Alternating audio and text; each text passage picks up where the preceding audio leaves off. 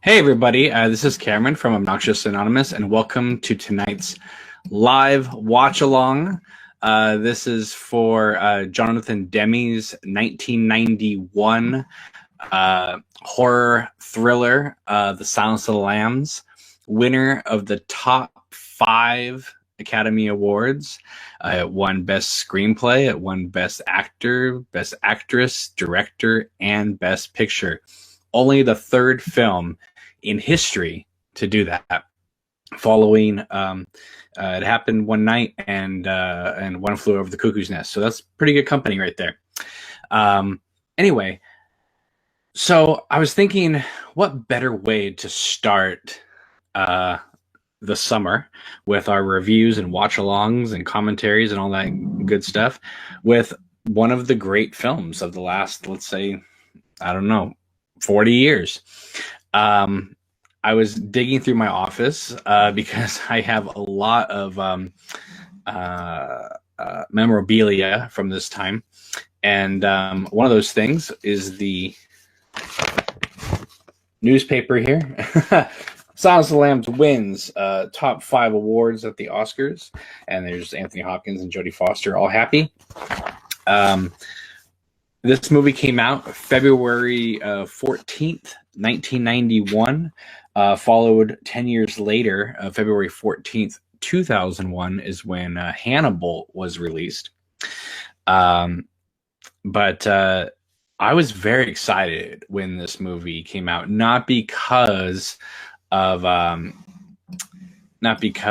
it, it was a film with Anthony Hopkins or Jodie Foster. At this time, people really didn't even know who Anthony Hopkins was anymore. Jonathan Demme cast them actually because of his memories of watching The Elephant Man. But like films like Desperate Hours with Mickey Rourke, I mean, those were playing on cable stations, but Anthony Hopkins' stock in American cinema wasn't at an all-time low at this point. He would have a complete Hopkins renaissance just a year later with Chaplin, Howard's End, and Dracula, and of course kicking off was The Silence of the Lambs. Jodie Foster was coming off her Oscar win for The Accused, but what made this role so great is it's a leading performance, but it's a very understated role, and usually actors that win best actor or actress are the big showy performances, not the understated roles. And so Jodie Foster kind of did a miraculous thing by winning that Oscar actually. And 91 was also a big year for her too, because she directed her first film, Little Man Tate, which is also an Orion film. Orion put out Silence of the Lambs.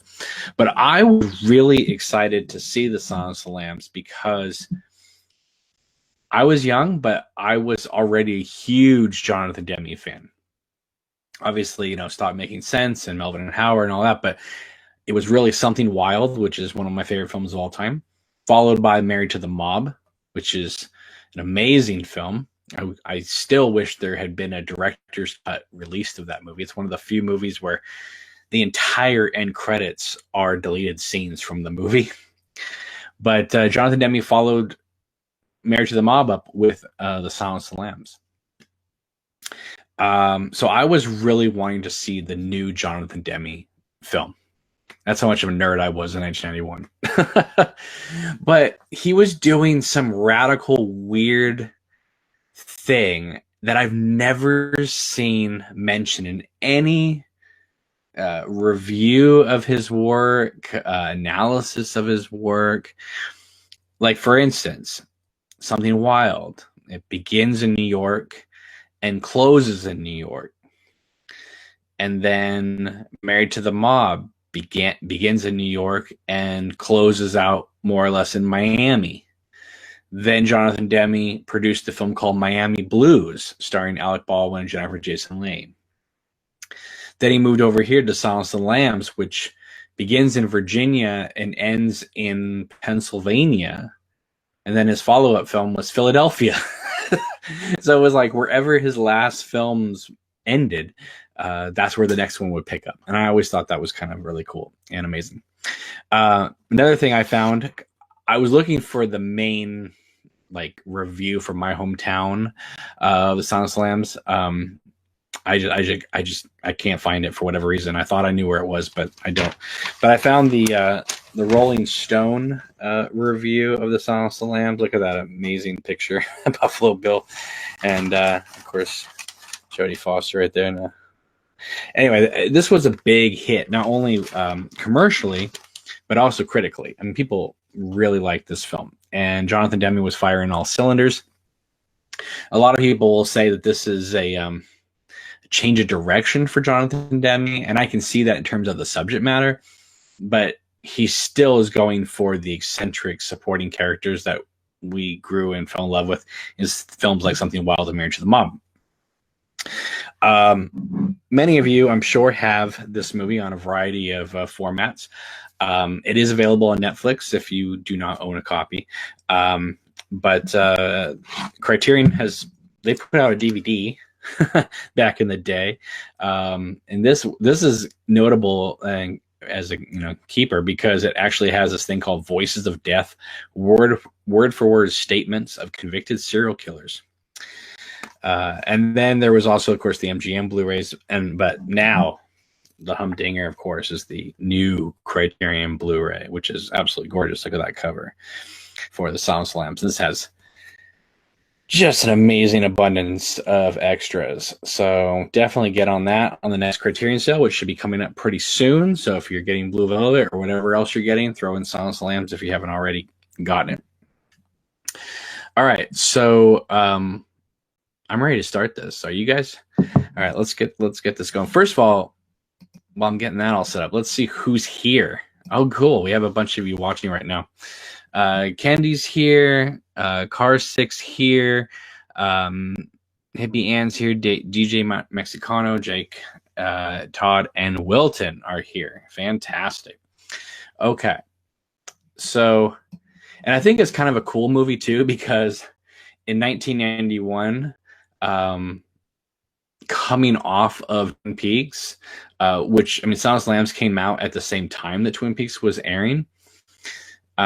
This was the time of the FBI being glorified in media.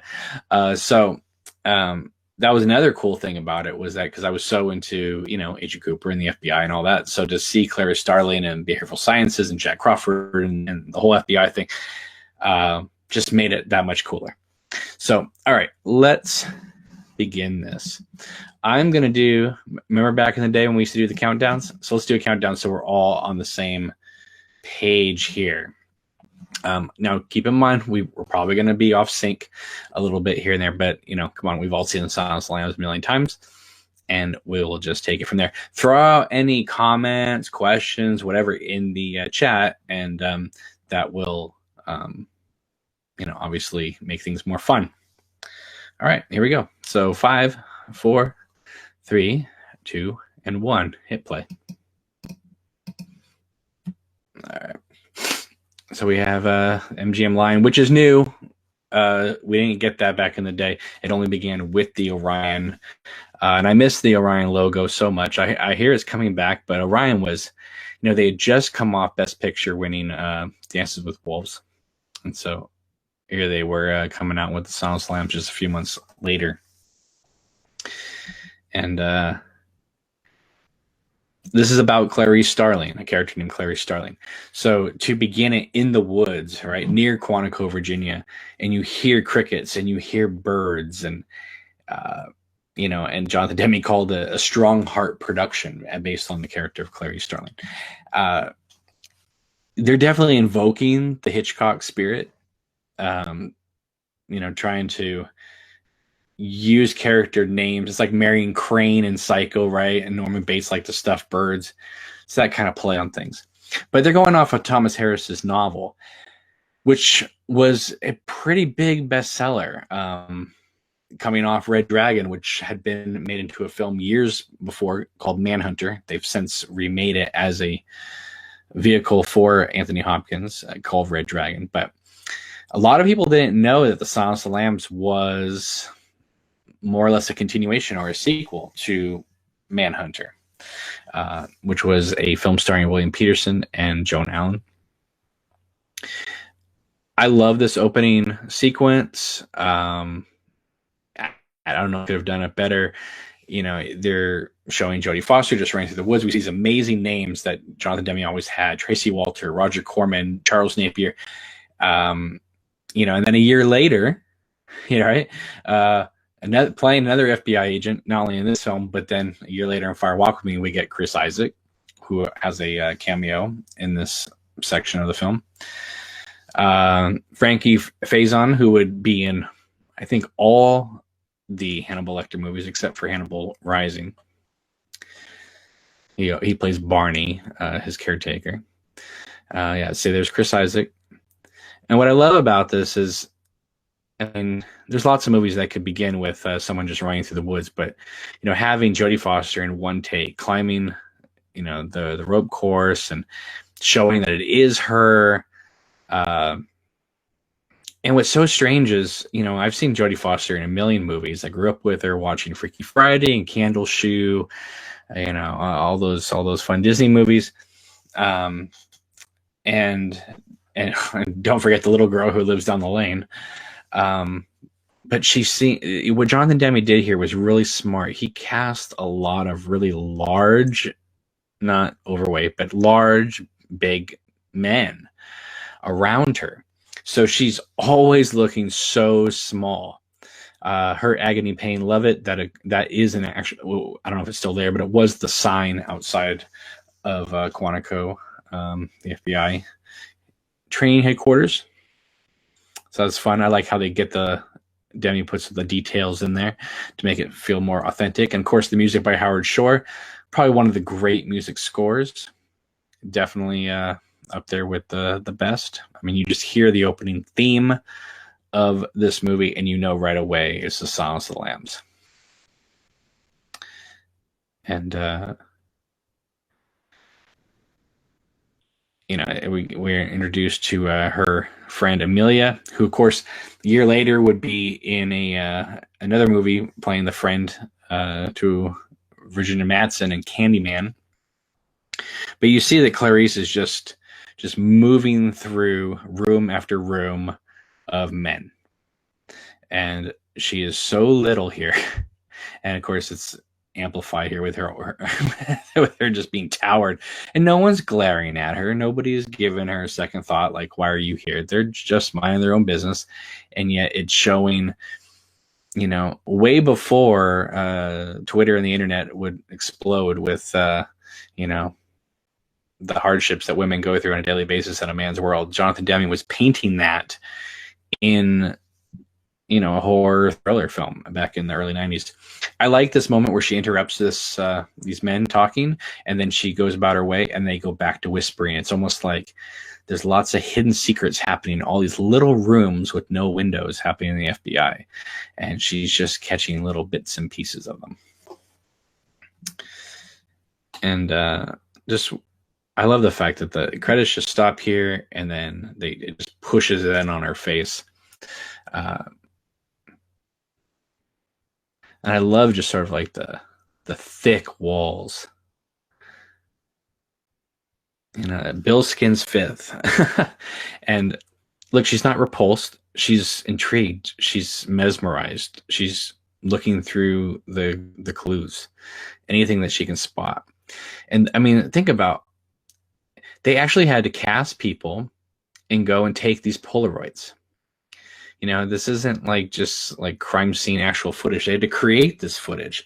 And, that's an unsung makeup job if there ever was one. But it looks so authentic. It looks so real. You don't even question it. And this is Scott Glenn playing Jack Crawford, who he's based off, oh my goodness, of course, my brain is fried right now. He is based off the real guy. Oh my goodness. Of course, my brain is fried, so please forgive me. He's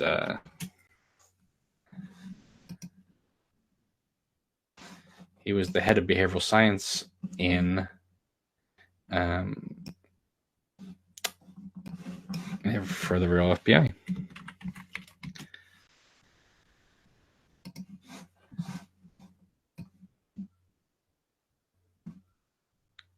John Douglas. Sorry about that, guys. Anyway, so, of course, Jonathan Demme is employing something here that a lot of people had never seen before, which was a lot of people, every movie almost has close-ups, but he made the actors, look at like Scott Glenn, he's talking straight to us. She's looking off to the left at him, but everybody else looks straight at us. So Demme is making us Clarice. So everything that happens to her happens to us.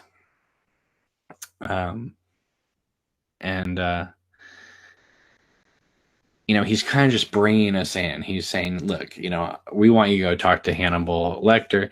If he's not going to talk to you, what is he doing? And so he's involving us, right, as the viewer. He's asking us to, if Hannibal doesn't talk to us, we need to observe what he's doing. We need to look at what he's doing. And, she's playing it coy. oh, well, why are we trying to talk to him? Does this have to do with Buffalo Bill? And he's like, I wish it was. Of course it does. But, again, looking straight at us. This is something you're going to see time and time again in this film. And it really put people off. Not in a bad way, but it just kind of, it made people unsettled. So even a scene like this, which is two people talking, it's already getting under your skin before really anything's happened. And of course, this is a movie about a guy who removes people's skins, right?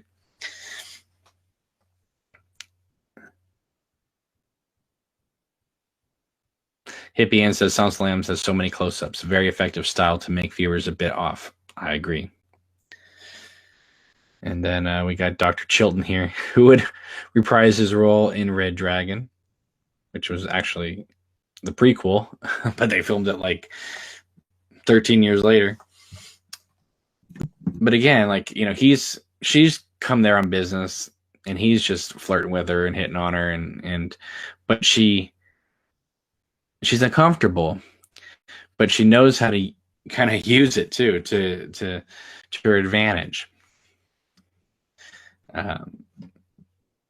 He's so champion himself as Hannibal Lecter's nemesis. He thinks very highly of himself. Orc asks, when is the Criterion sale? It's usually in June, so sometime in June. If you notice, I think it's like 7. Is it like 7 doors, 7 bars? And this, of course, is ludicrous in real life that they would have to keep somebody this locked up behind so many doors. And it's not just one person, right? I mean, if it was just Hannibal Lecter, that would be even more ridiculous. But the fact that it's a whole wing of people. And of course, as you get to the bottom, you have the red lighting. You'll also hear coming up a bunch of submarine sounds. Even though they're not underwater, the illusion is, of course, that they are so far down underground that it's become a sonar place. And then when she says, if you're his nemesis, then maybe I should just go in by myself. And Sheldon's like, well, wait a minute, what's the purpose of me walking you down here besides exposition? But she says, well, if it wasn't for your company, I would have missed the pleasure of your company. So she uses it. She's smart. She knows a scumbag, and so she's not gonna declare war on this guy. She's just gonna make him feel special and move about her day.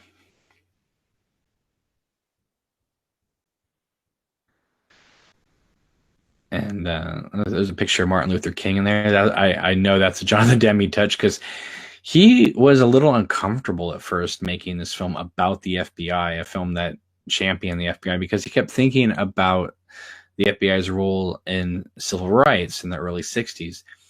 And so when he started working on the film, he began to realize that the FBI has changed a lot since then.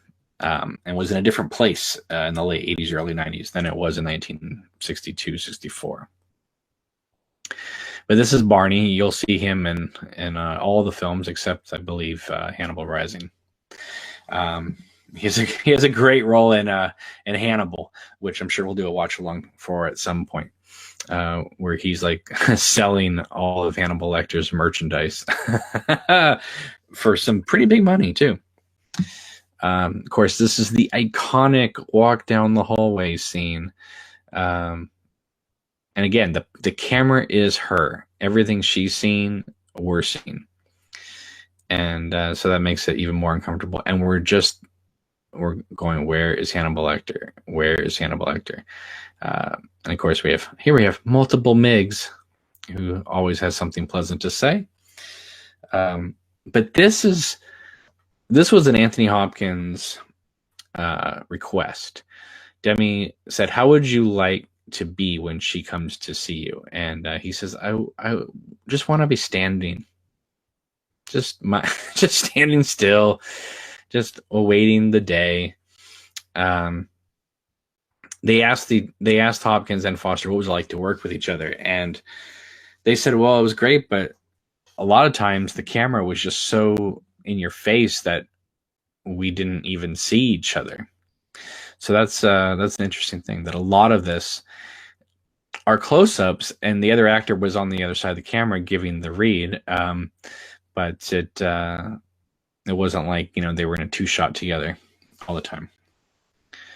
And I love that when Hopkins approaches the camera and his eyes go into the shadow and then they come back out. It's fantastic. And this movie is remembered for these interactions between Clarice and Hannibal Lecter. There's only a few of them in the film, but they're all great. And a lesser film would have these scenes be like the only good scenes in the film. But they're kind of like punctuation, right? So you have like really great film, and then we get another Hannibal Lecter Clarice scene, and then more great film, and then we keep coming back to it. Hippie Ann says, who was responsible for the score? It was Howard Shore, who of course would go on to do Lord of the Rings, and he's done a number of David Cronenberg films. But see, again, he's looking at us and she's looking off to the left.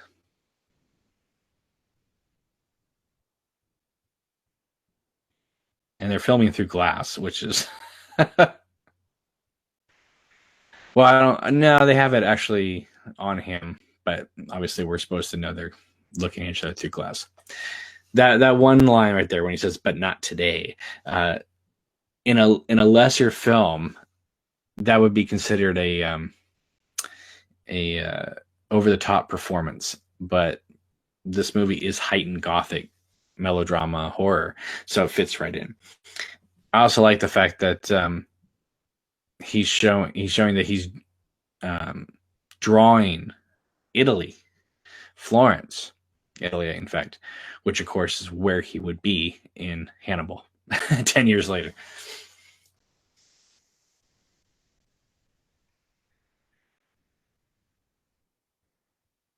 And I like how she's just kind of sitting there taking it in, but she's uncomfortable, and he's just ready to throw whatever he can at her.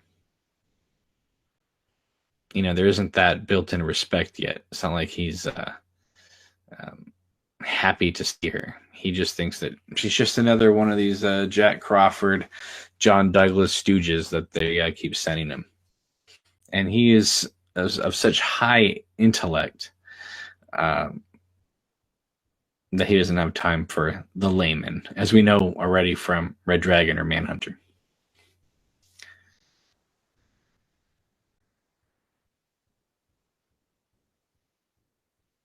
This is just like a smart script. A lot of people don't know that this actually was written for Gene Hackman to play Hannibal Lecter, and Gene Hackman was also going to direct the film. And then he saw the script and thought this was too violent for him, and he left. Of course, about 4 or 5 years later, he would do a movie called, I believe, The Chamber with Chris O'Donnell. And so he got to do something similar to this. But of course, that movie did not have the same audience reaction as this film.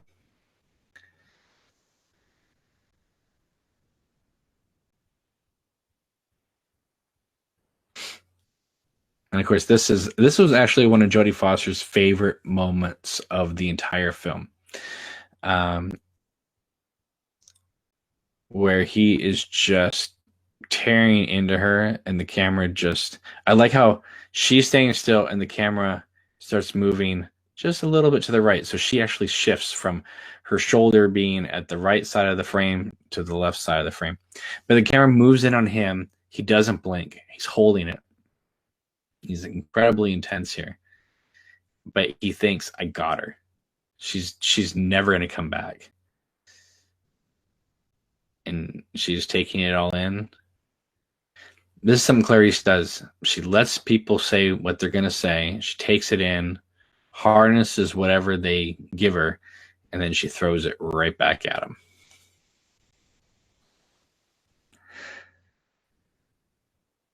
But are you strong enough to point that high power perception at yourself? Why don't you look at yourself and write down what you see? Maybe you're afraid to. She just... And when he pulls the lever of the drawer and she just jumps, that's just a great moment. Followed, of course, by this famous line here about eating someone's liver with fava beans in a Chianti. And the that he does, he was actually... well, it's weird because this movie came out in 91, but Anthony Hopkins claims that he had already filmed some of Dracula for Coppola at this time. And he saw some outtakes of Gary Oldman doing with the razor in the Keanu Reeves scene. And so he says he borrowed it from that. But I don't know, did Coppola really make Dracula like a year and a half before it came out? I don't know. And of course, this is something you never see in movies today, which is people throwing body fluid at each other. Now, this is interesting because the screenwriter,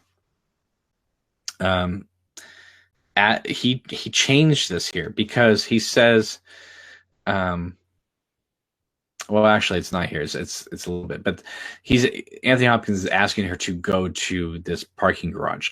And we know that in the parking garage, she's going to find a head of a guy named Benjamin Raspail. In this movie, Benjamin Raspail is killed by Buffalo Bill. Now, that's not in the book. It was made into shorthand for this movie. Because if you watch Red Dragon, if you watch Hannibal, or read those books, the opening of Red Dragon is Anthony Hopkins Hannibal Lecter killing Benjamin Raspail and serving him as dinner to his dinner party. So in reality, Anthony Hopkins, I'm sorry, I keep saying they're interchangeable to me. Hannibal Lecter killed Benjamin Raspail. He mentions it in the Hannibal movie book and Red Dragon. So, but because they didn't realize that this was going to be a huge hit and there was going to be multiple movies, they made that change. Now, there was apparently a lot of scenes shot for this movie that were more comedic, more of her just in the FBI, and Demme was smart to keep them to a minimum and show it real. And there is humor always in a Jonathan Demme movie, but this movie doesn't stop to be a comedy. In fact, all his best movies, I would say, do that. Like even Married to the Mob, which is a comedy, doesn't ever stop to be a comedy. Oh, no, this reminds me of the good old days. Before the internet, we had something called microfiche. And you had to go to the library or go to wherever there was, the database, and you'd have to find the article and then pull out this little plastic or a thin plastic thing, and you put it in a computer, or not computer, but a machine, and you would find your article and then hit print after you blew it up. Now, this was, I believe, the first scene that Jodie Foster shot for this movie. Apparently, her accent was very thin, and Demme wasn't a fan of it and said, hey, you know, that's not really Clarice. And so Jodie Foster said, well, what about this? And clicked in this amazing West Virginia accent, and boom, there's Clarice Starling. Its accents are very hard in movies, especially. Look, we've all watched Jodie Foster through a number of movies, right? I mean, all growing up, I mentioned a bunch of them. Also, she just come off The Accused, and another amazing film called Five Corners, written by John Patrick Shanley. If you have not seen Five Corners, please do check it out. But when you know an actress as well as you do, accents are, you know, hard to believe in. And she makes you believe in this one wholeheartedly. I also remember back in the day, I remember talking to people about this movie saying, that's a great film. Everyone should check it out. And people would be like, oh, you're into some sick movies. And, you know, that's a twisted, disturbing film. And then when it came out on video, they rented it and they would come back to me and say, I'm so sorry I made fun of you for liking that movie. That movie's awesome. I said, yeah, it is. Now, this character, I love this guy. He like owns the Yourself garage. But he is classic Jonathan Demme supporting character, and even his driver. See, this is like humor. This is like Jonathan Demme eccentric humor. Does the movie stop to be funny? No. It's just, this is just a guy who owns the parking garage, and yet he doesn't just throw in some little extra that, you know, is not gonna add anything to the movie. You know, he's like, okay, listen, this scene is you know, it's a small scene in the film, but still, for a minute or two, the Silence of the Lambs needs to keep up the awesomeness.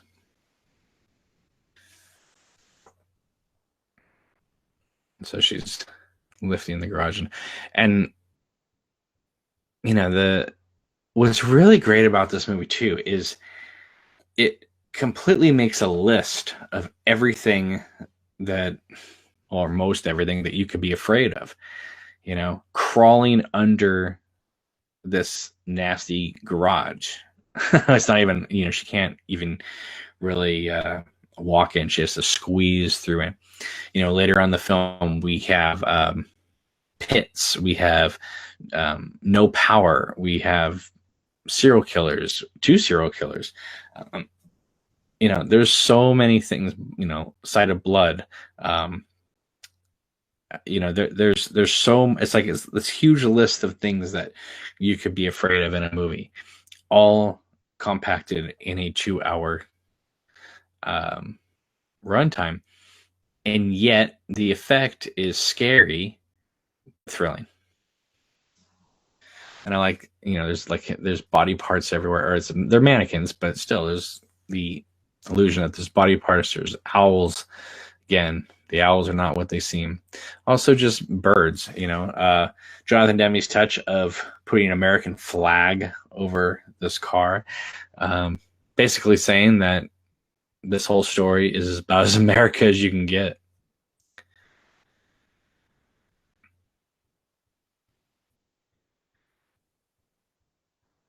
I'm glad they didn't go for like a cheap cat jumping out of the darkness or something like that, you know. It's a pretty just normal scene, except that she's in this dark garage with a flashlight, about to discover a decapitated head in a jar. But like I said, in this movie, Buffalo Bill kills Benjamin Raspel. But in all the other movies, it's like they conveniently forgot that Buffalo Bill killed him in the continuity of this movie, and they make Hannibal Lecter the killer of Benjamin Raspel in all the other films.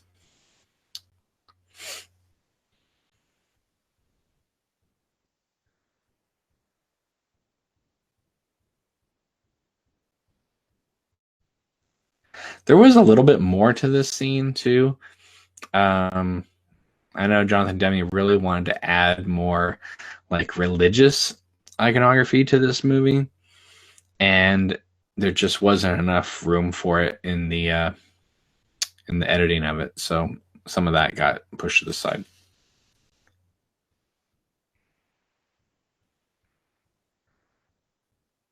I believe that is like one of the executive producers, like a mold of his head. I love these cars. I wish I could find some of these cars for the film project I'm working on at the moment. These are classic 1991 cars.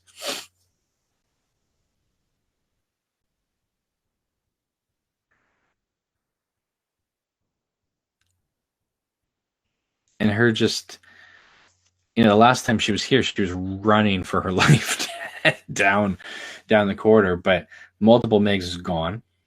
And so it's almost like without them saying anything to each other, there's already a built-in respect, because she is appalled that Hannibal Lecter had anything to do with Miggs killing himself, and yet it's like, wow, he really did like respond to me if he did that, even if it was for his own amusement.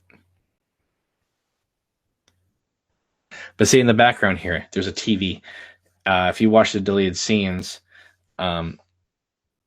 it's Hannibal Lecter was watching sort of like a Jim and Tammy Baker religious show. And when she arrives, they turn it down for him. I don't think it's his choice. I think it's something that Chilton and his team do to drive Lecter crazy. But just to keep the film rolling, we don't get to see any of it. I mean, it's in the background, and but the deleted scenes on the DVDs and Blu-rays, they have it. You can see it. I mean, it's fine that it's not really there. I mean, it's there, but it's not there, and it's fine that we didn't get to hear it. It just would have been a little over the top.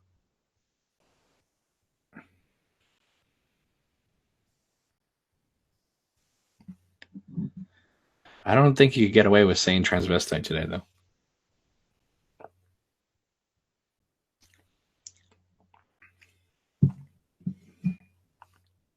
Of course, here's the first insinuation of about the butterfly.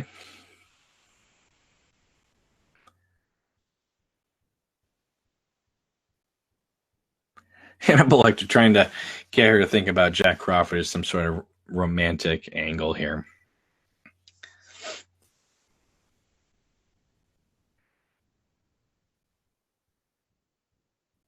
She just blows him off like, oh yeah, that doesn't interest me, doctor. And then she throws it right back at him like, oh, that's something Miggs would say. And then Hannibal Lecter reminds her, not anymore. It's fantastic.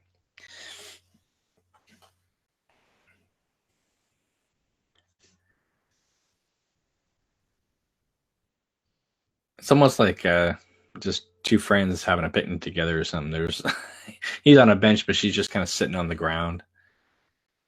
I mean, she's just very comfortable in front of Hannibal Lecter's cell. But I guess, like I said, she must feel a little bit like, well, you must like me a little bit.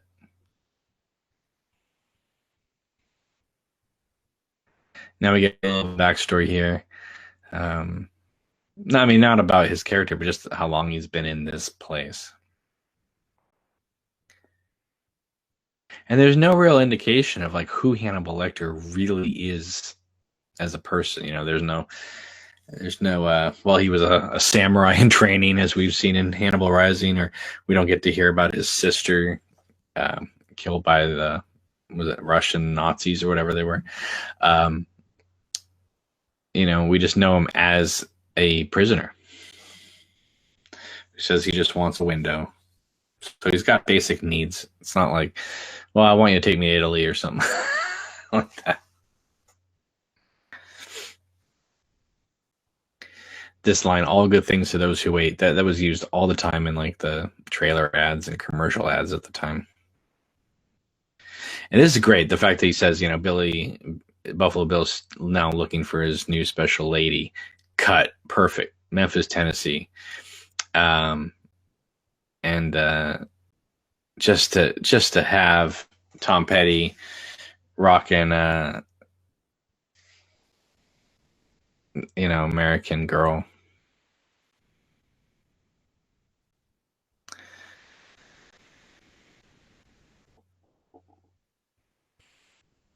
And this actress here, Brooke, what's her name? Brooke, of course I can't remember.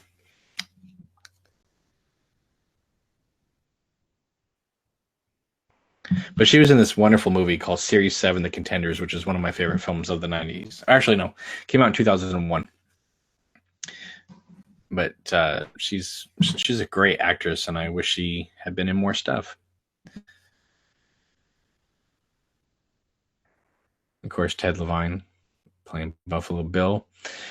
Here, actually doing a impersonation of Ted Bundy.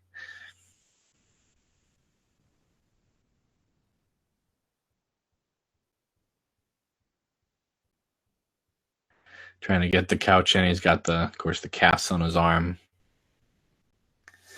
Ted Levine's great. You might know him as the voice in Joyride, Candy Cane. But he was also in this really cool movie called Georgia, with Jennifer Jason Leigh and Mary Winningham. And I think he's incredibly proud to be a part of this movie, but I think that it also typecast him for a while, and he did everything in his power to not be that.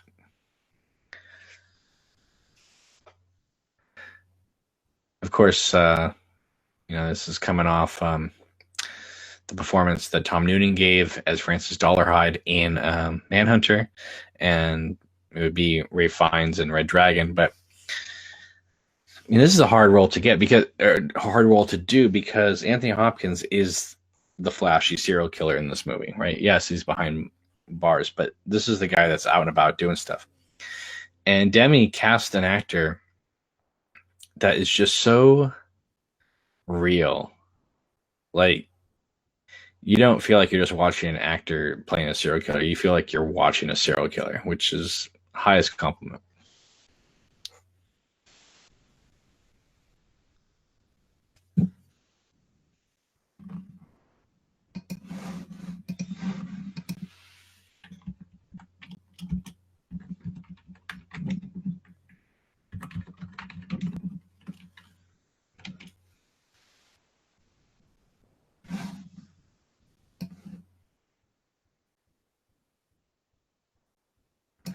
Brooke Smith. Sorry about that. Sometimes these names all escape me. It's funny, a lot of people get really sad when she's taken away in the van, and it does that cut back to the cat at the window. And the cat's like, does this little meow. Here's Jodie Foster completely holding her own while all these guys are like punching this. And it shows that she may be little, but she's tough. She can hold her own. Again, the camera is Clarice Starling's point of view. And then I love this, where we get this like high-speed car chase, and it's like, wow, what's going on here? And then the camera just moves over, and we realize it's just an exercise as they just walk through it. That's great. Again, and all these FBI guys, I don't know if they were real FBI or just actors, but none of them seem like Hollywood, actors that you would just hire to, play military or FBI. They all just seem like the real guys. And I'm sure a lot of them are, because they were there filming at the real location. So why not, hey, why don't you do this role? Again, the makeup here is amazing. Obviously, the makeup in the actual set piece is great too, but just these still photographs of the victims of Buffalo Bill. This isn't like, oh, I have to do this makeup for these throwaway Polaroid shots. There's a lot of care, a lot of love that went into those pictures. And, from everything I heard about what Jonathan Demme would say is, hey, you know what? This is a representative of all the victims out there that are continuously butchered by these horrible people. and we need to pay respect to them. That's why I think this movie really holds up too. It's not just, here's a guy and he kills some women, and it seems like this movie is paying respect to not only the people who investigate and solve these crimes, but also the victims as well. Like saying, you may be hurt, you may be killed by these monsters, but we will avenge you. We will get the people eventually. And with all these cold cases being solved now through DNA and genealogy, they are. So that's great. But again, here we have Clarice looking to the left, and then every time it cuts, it's her point of view.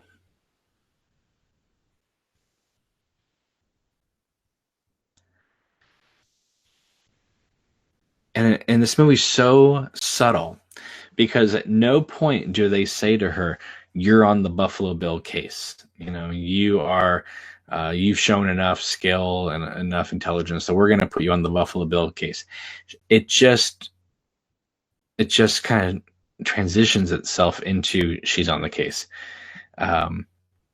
She was just talking to Hannibal Lecter, and the next thing you know, she's on the Buffalo Bill case. It's like her talking to Hannibal Lecter obviously was, they needed to talk to him, but at the same time, they needed to test her to bring her in. And so they did. And I always thought this was a wonderful moving scene. Now look at the way Jonathan Demme has like these people like meeting at the funeral home and all that. A lot of lesser movies would just have this at a funeral parlor and whatever, but I mean, he's populating this thing with, looks like real small town life. This is a a converted house, church, whatever.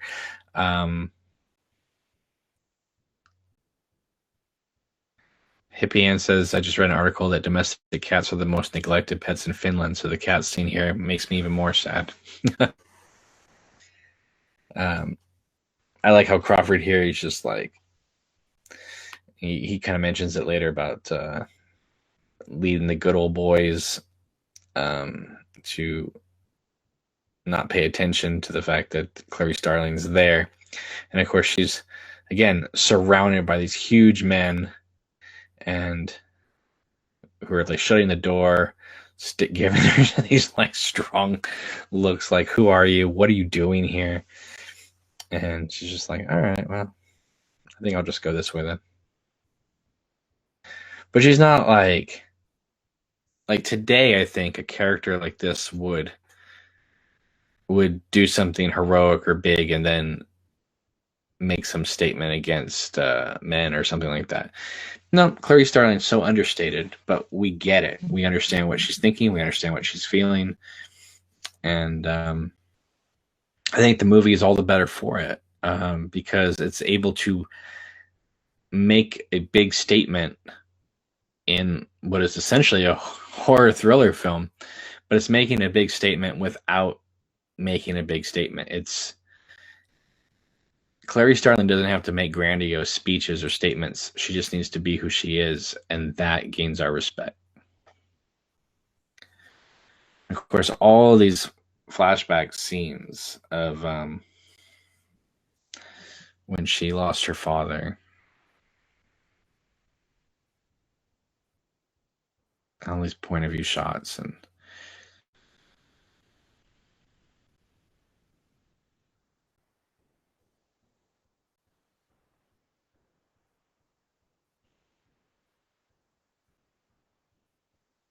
I found this is a good actress.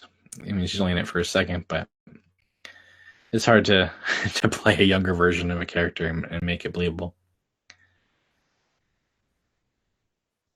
Look at this old fax machine. Oh my goodness.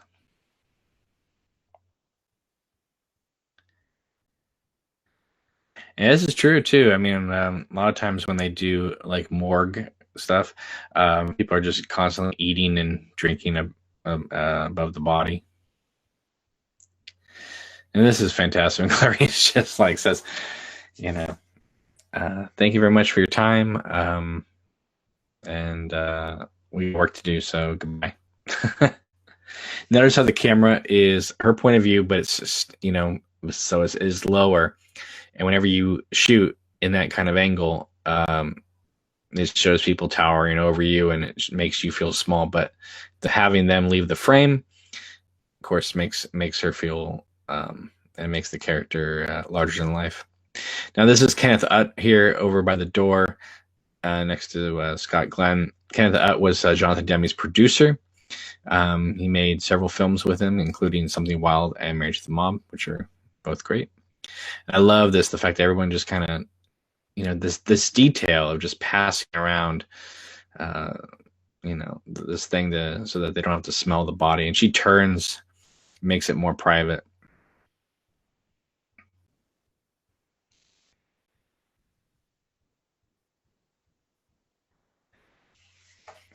Look at this Tracy Walter, who, of course, has been in many, many other things, and he's been in several David Lynch films as well, or shows on the air, for instance. But they did a really great job here too. She turns around, and they could have easily cut to the body right now, and they don't. They play this all off suggestion until they need to make a reveal. Smart. Lesser filmmaker would have like the camera spinning around them, or showing grotesque close-ups and imagery. But Demme holds it on faces. He holds it on Clarice's face. So we're feeling the pain of what this woman may have gone through off Jodie Foster's face. So we don't need to see the body for us to have that reaction. We just need to see her. And just by her observing the body, she is able to,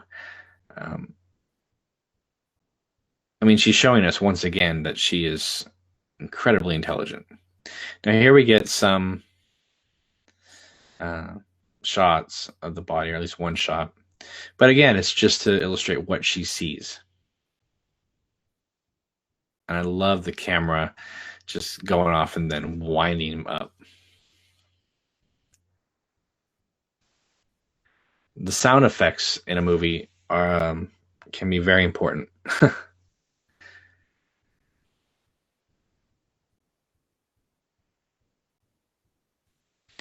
And this whole thing where she says, there's something in her mouth. If you turn it up and listen to the sound effects, when they take the cocoon out of her mouth, you'll actually hear her throat open up and start to air itself out. They did a really nice job with the sound here. But this is not a mannequin. This is not a special effect. This is a real life actress who is sitting on the table for this entire scene. People like to talk about Pamela Gidley in Fire Walk with Me on the table, and that scene is not nearly as long as this scene is.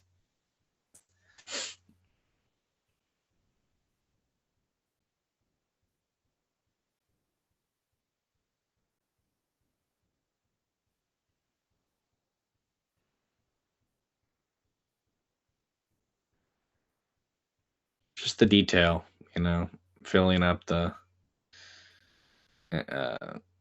jar with the liquid so the cocoon can stay. Now we get the shot of the body.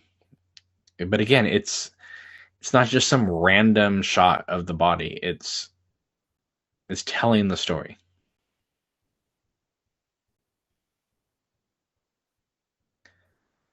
Interesting, right? Like, she was sitting on the ground talking to Hannibal Lecter, showing her comfortability. And now, even though Crawford and Clarice are separated by a car seat, the illusion is that they are kind of like snuggling on the car ride home.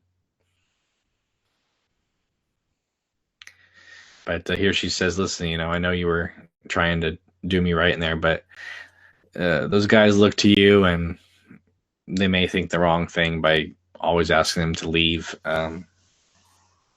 with me there.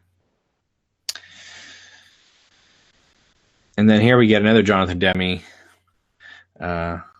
eccentric casting. Again, this could have been just like she goes to see these two guys and it's a throwaway scene, and hey, check this out, look at this cocoon, and let's get to the next scene. But again, I firmly believe in this. Even if the movie has a scene that lasts 2 or 3 minutes, that's 2 or 3 minutes that the movie is theirs, and you need to be able to still hold the audience's attention, not make it the bathroom scene. One of these actors, I'm sorry, I don't know his name, but he was in Married to the Mob. He played one of Dean Stockwell's henchmen. But these two guys, they're a wonderful little team, and they're brought back at the ending for another comedic moment. But again, this is humor, this is funny, but it's not a comedy. I like when they push down and just feel it looks like just a real cocoon, the way that liquid just kind of pops out. Ugh. And while they're doing all this, she's being asked out by this guy, Dr. Pilcher. He's like, "You ever go out for cheeseburgers?" And I love just sort of the cross-eyed. Again, it's just eccentric casting, but superb casting. And there's our first look at the moth. In a way, this movie is sort of like Revenge of the Nerds, too. Because that all three of these people probably mocked in school. And they all come out victorious at the end. Her and Amelia and these two guys. And, there's a lot of people that probably got a lot of crap in school for being interested in strange, weird things, but they managed to save a woman's life in the course of this story, so they should be very proud of. Safi and Marco says, in the book, I think Clarice ends up going on a date with that guy. Well, I'm kind of glad they left that part out. And here we have the moving camera through Buffalo Bill's lair. Him naked sitting in a chair. But what's nice is, we kind of get a glimpse of the lair. We're following the dog, which then takes us to the pit. Now, the pit, I believe, is based off. Is it Gary Heideck? I think it is something like that. It's because Buffalo Bill is based off 3 serial killers: Gary Heideck, Ted Bundy, and the guy from Plainsfield, Wisconsin, the one that Norman Bates is based off of, which I can't believe I can't remember his name right now. And Texas Chainsaw Massacre, of course. I'm sure someone in the chat will remind me. I just don't want to type it in again.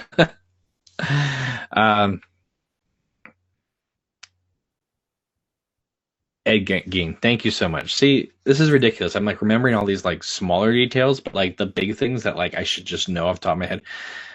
Right on the spot during this live, sometimes my brain can only handle so much. So thank you for meeting me there halfway.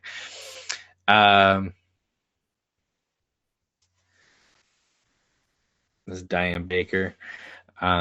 Again, small role, but critical. You never forget this woman and her interaction with Hannibal Lecter coming up.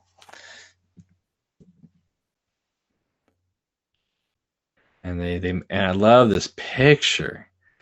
Oh my god, because this looks like I'm sure it is. But it's not like a Hollywood posed photograph where they, said, okay, we need to take a picture of you for the news program. They actually got like a younger picture, so they make this look so real and so authentic.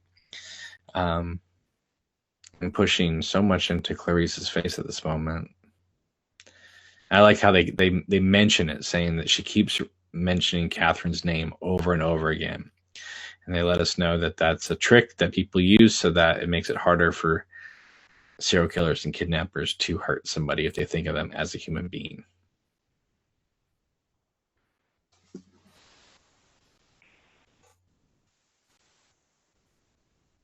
Oh, Dr. Chilton. See, now he's just like, it's interesting. Every time Clarice is like meeting somebody new, like Crawford and Hannibal Lecter, um, she's getting cozier and cozier. But Chilton goes the opposite. He becomes angrier and angrier because he wants the glory. Anything having to do with Hannibal Lecter, he wants his name attached to it. Oh, here we have the infamous Plum Island scene here. I like this shot of like Anthony Hopkins. He's like salivating here. You can almost feel him like panting. Not so much to be with Clarice, but he's like, oh, the beach. I could really go for the beach right now.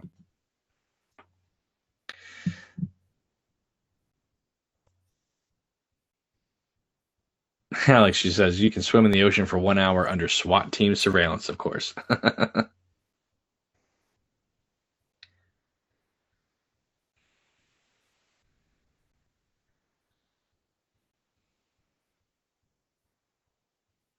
And then what he did to her, she does to him. She slams the door on the mail door right to him. And then she just stands there patiently waiting for him.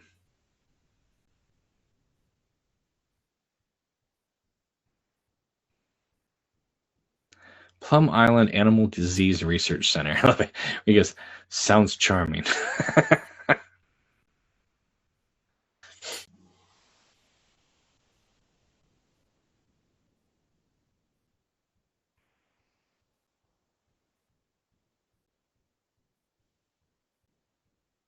Oh, here comes the quid pro quo. Something that would be spoofed in movies for many, many years.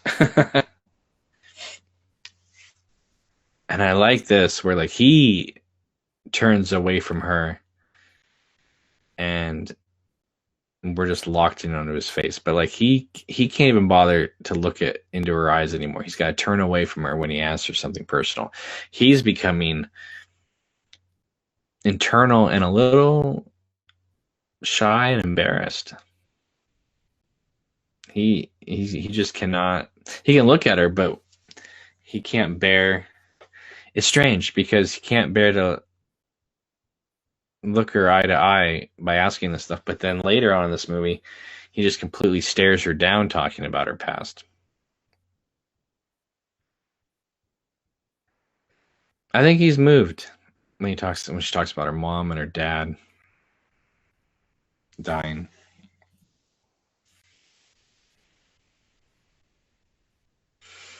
I think it would be quite something to know you in private life.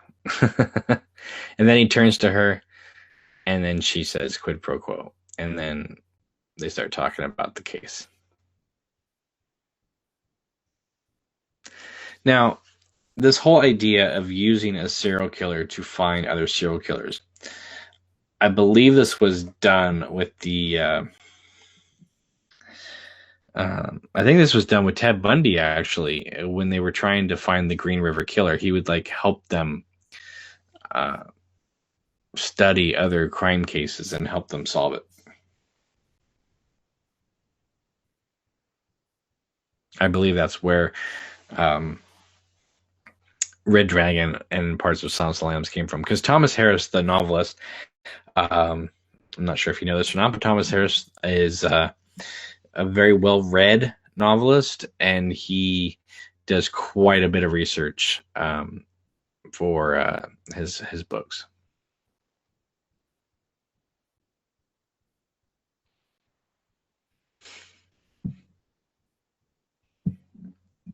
She's like asking him, how do I catch this guy? And he just turns away from her. Gives her the back of his head.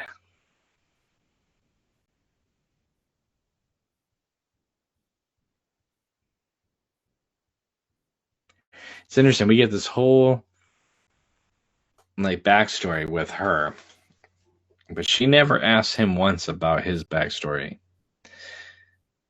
Because believe it or not, in the late 80s, early 90s, we didn't really care. We didn't really care what horrible people's backstories were. It wasn't until, believe it or not, like I believe the Phantom Menace, where people started giving backstories to everybody. Now everything's got a prequel, even Hannibal Lecter.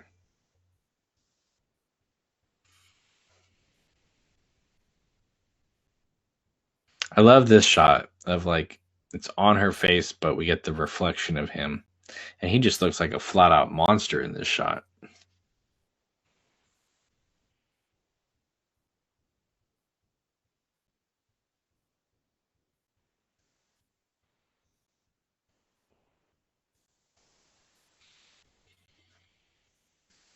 Oh, Dr. Chilton, you and your spying devices, you're so clever.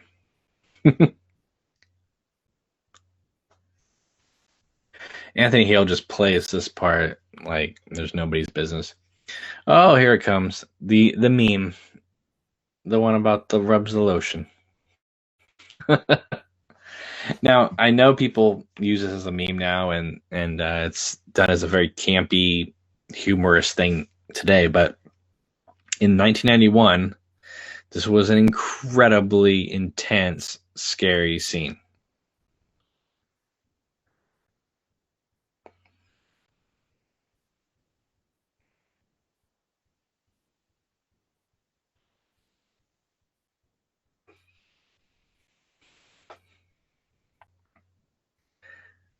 And again, I have to marvel at Ted Levine's performance here. I know everyone like praises him, but I still feel like he's underappreciated in this movie. He's a very hard role. So does so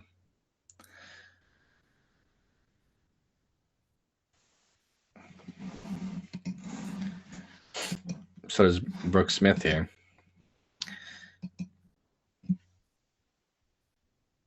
But they make a good duo. I mean, it's very different than Hopkins and Jodie Foster, right? The dynamic.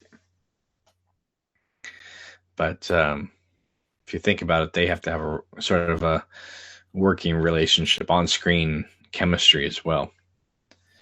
And the way he just shouts and like screams back at her, and it's very scary because I think it just plays so real. Because if it didn't play real, then there's no threat here. And what's the point of Clarice even doing anything?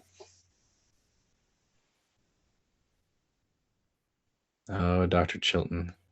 Here he's got the pen, right? That, of course, will come in later.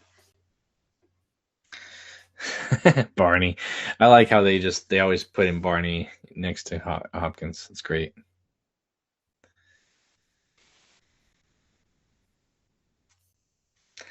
Orc asks, how many films do I own? I have no idea.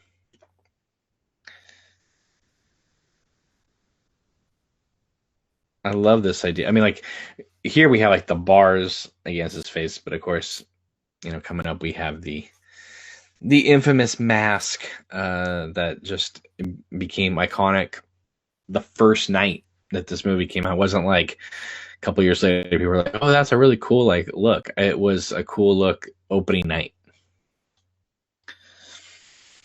And this coming up is one of my favorite, what's called a bridge scene in a movie.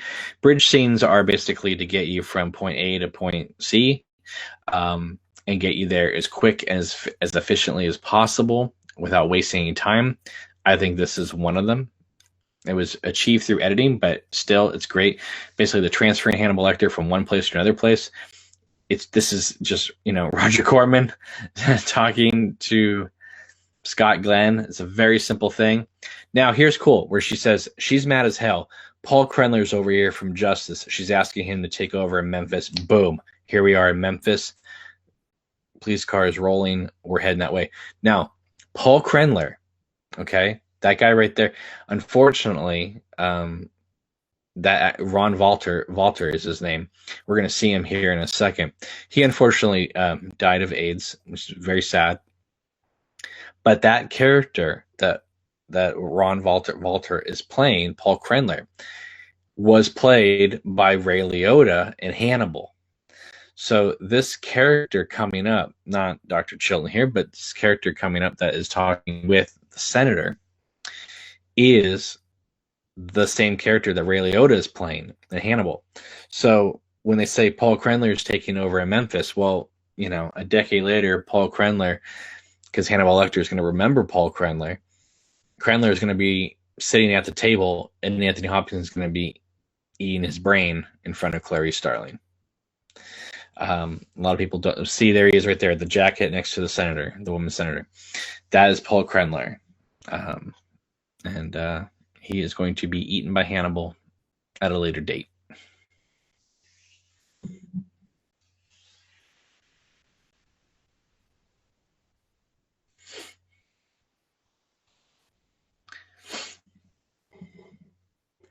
This is just a great moment here. Just wheeling this guy with this mask onto the senator.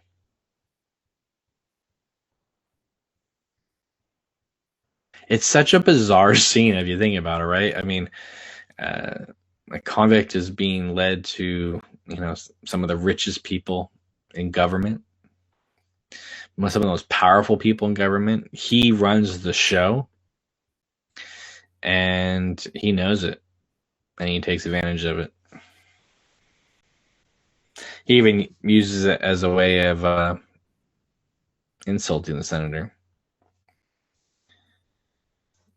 but in a very charming way, I guess. Hannibal Lecter as a way of him trying to do his thing.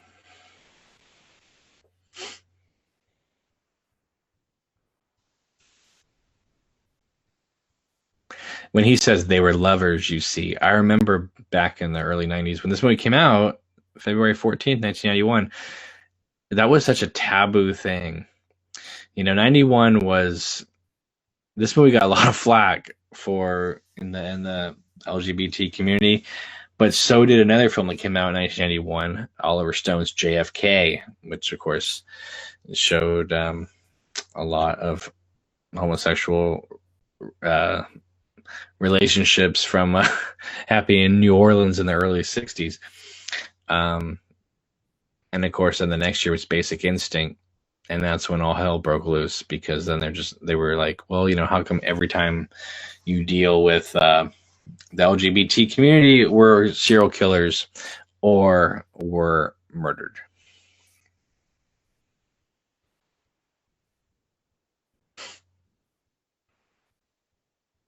And of course, the infamous line here that everyone people liked Hannibal Lecter anyway, but when she turns and he says, "Love your suit," there it is. He just became like America's darling, like overnight with that line. Roland says, "Did you pick up the Kino Hannibal 4K? I guess they messed up the audio track." I did get it. I haven't watched it yet, so but I still have my original DVD, so maybe I'll keep that then.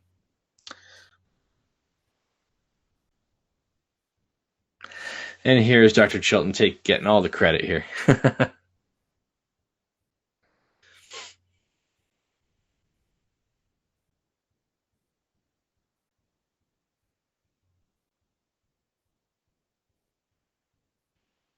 And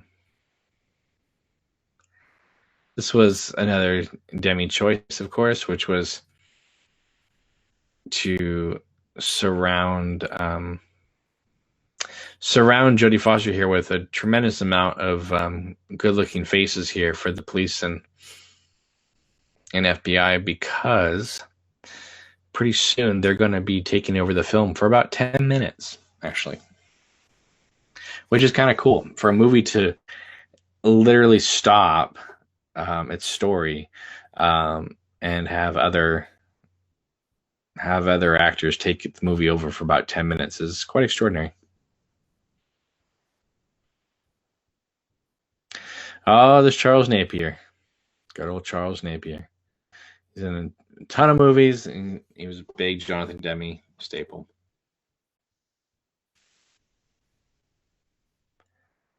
And then I like the fact they have him like in this giant cage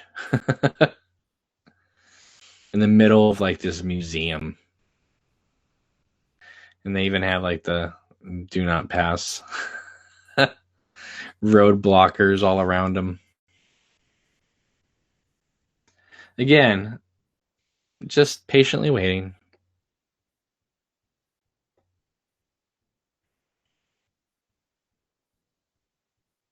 This was another line that made him endearing to America, where he says, "People will say we're in love."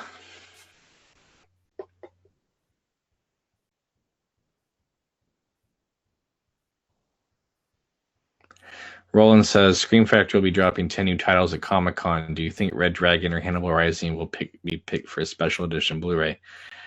I don't know. I don't know what their relationship is with Universal, but I guess all right, because they've done People Under the Stairs and Shocker. Anything's possible. I don't think that those would be like big titles for them to get, though, but maybe. This is just a wonderful, wonderful scene. I mean, all their scenes are great together, but the fact that he's got her number. He's ticked off this whole thing about Anthrax Island and all that. And again, she's calling him out. But to have the camera moving through these cages and be able to stop perfectly in front of the bars so that they're not, shielded. You can see them perfectly.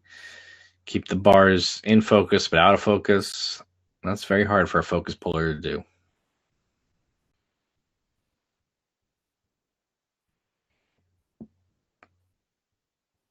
What does he do, this man you seek? Again, he's not blinking at all. I mean, unless it's to make a point. She's in a hurry because she's not supposed to be there, and he knows that, and he's like, you know what, we're going to drag this out. I'm going to make you so uncomfortable that you're going to have to give me what I want, which is I want the ending to this story.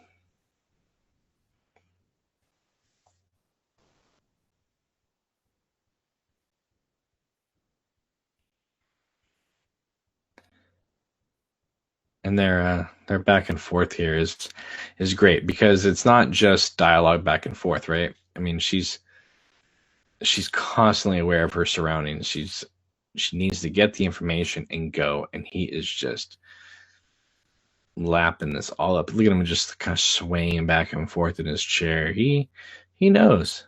He knows she needs to get the hell out of there, but he's like, I'm gonna make her sweat a little bit.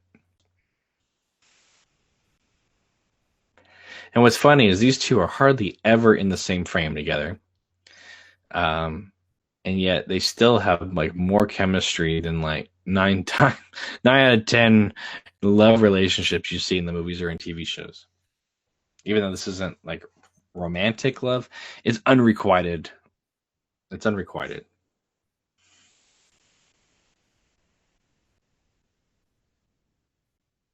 This is what I love. Look at the slow pushing on Lecter's face. So we're gonna actually go past the bars and be right there with them.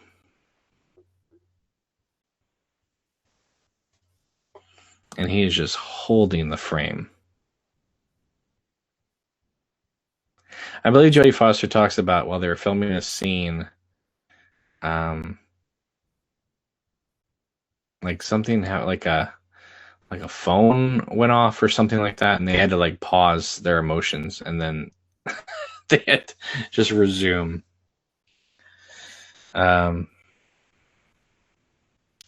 Roland says now that Brian Fuller has quit American Gods, he's trying to get Hannibal, the series, back on air. He wants Ellen Page to play Clary Starling if he can get the rights to silence.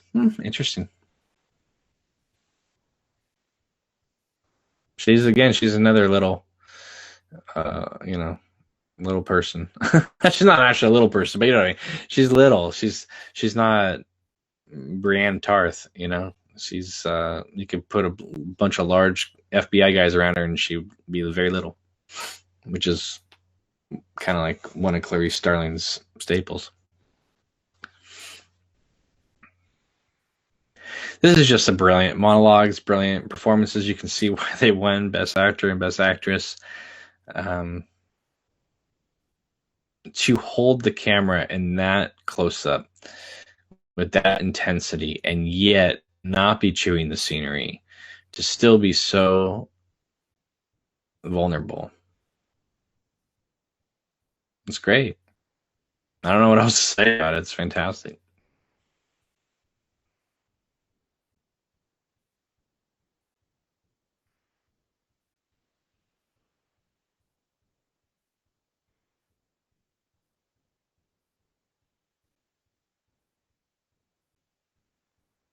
And the idea of, like, here we get the more or less the title of the film and why it's called The Silence of the Lambs. It's a great title, it really is, because it tells you nothing about the movie you're about to see, and yet it tells you everything about the movie you're going to see. Those are kind of the best titles.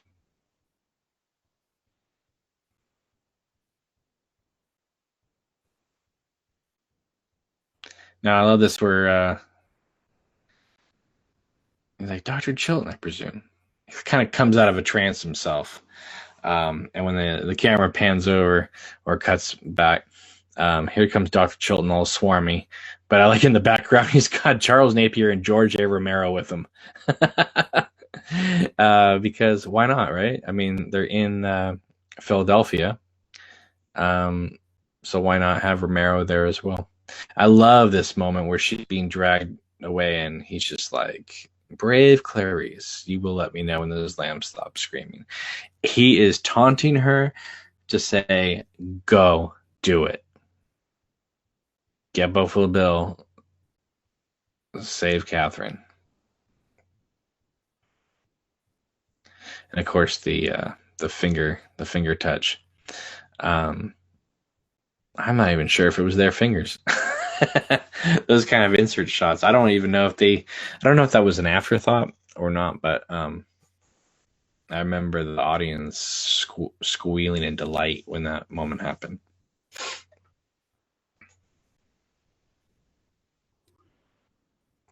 So we have her walking through the airport. Look at this guy checking her out. Oh, God. That's terrible. Look at all the men. They're all so big, tall, walking past her. All right, so now the movie stops. Clarice's story has paused for a little bit. And here we have her drawing of her holding a lamb. That's funny. But the movie's going to stop here and do Hannibal Lecter's escape, which is a 10-minute set piece. And with the exception of Anthony Hopkins right here, he's missing for the majority of the set piece. And it's a bunch of other actors, and one of them being Chris Isaac, playing an FBI agent a year before playing Chet Desmond.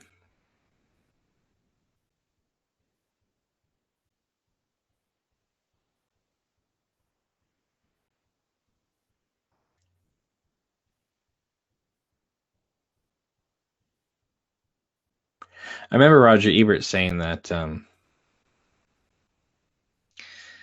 this was a really good scene, but it was good that there was only a little bit of it in this film, and they didn't make Hannibal Lecter this like violent guy through the whole movie. That they emphasized his intelligence more than just his cunning physicality.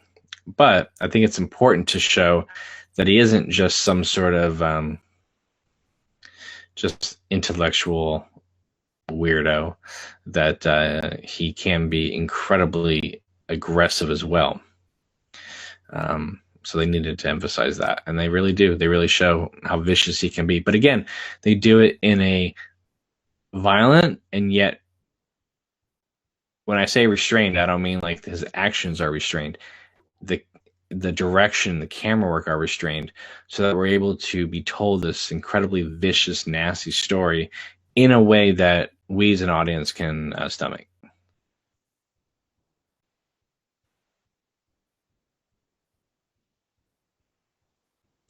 Roland says, I know Brian Fuller wants to have an end to the Hannibal Lecter character since the novel of Hannibal ended on a cliffhanger. Yeah, but the movie also ended on a cliffhanger too. I mean, a completely different ending than the book, but they both kind of end where they could continue the story if Thomas Harris wanted it to. it's weird because Demme's doing some crazy Dutch angles here, which are kind of camera shots that are shot tilted, and like more um, like off kilter. It's almost like the world has become off kilter at this moment. This is what I'm talking about. Restraint. He's violently beating this man, but they don't show it. They just show his face, and by showing his face, that's all we really need to see. I mean, they show a little bit of the aftermath, but they don't linger on stuff.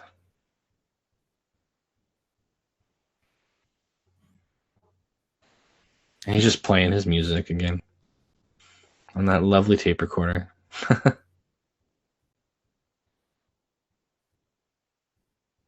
A lot of people thought this was going to be it. Like, okay, he killed those guys and that's it. But nope. This begins the whole escape subplot.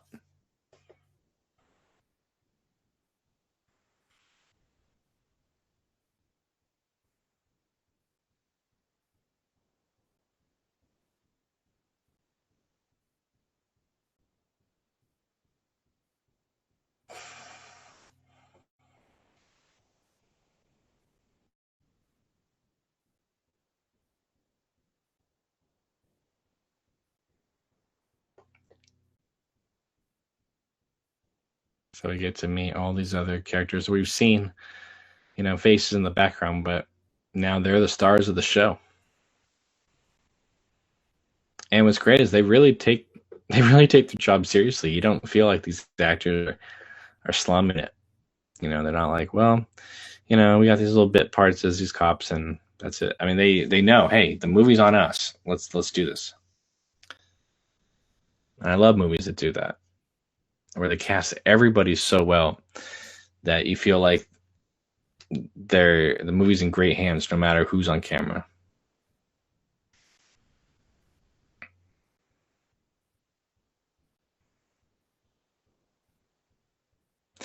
The cinematographer was Tak Fujimoto on this movie. He did a number of other Demme movies. He's also notable for doing Ferris Bueller's Day Off. But he is a amazing cameraman. He knows how to tell the story, knows how to light.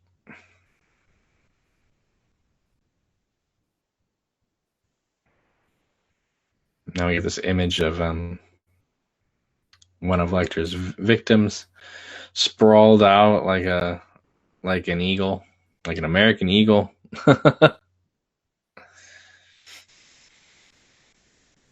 With the centennial banners. Again, America. Roland says the tattoo I see people get the most from any movie is the silenced butterfly. Wow, I've never seen that before. I don't know. That would be maybe if you're at a horror convention, but I've never seen anybody with any Silence of the Lambs tattoos. So maybe I'll have to look into that after this watch along. I like the fact that it's all dark and everybody's moving around. Nobody knows what's going on. This feels very Aliens in a way because we're staying with them and we don't know where the hell Lecter is. Of course, we now know that is Lecter right there, wearing somebody else's face.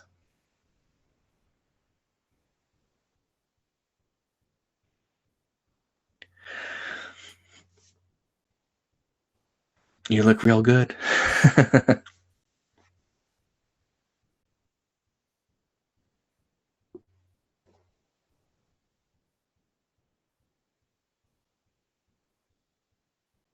Here comes Chris Isaac.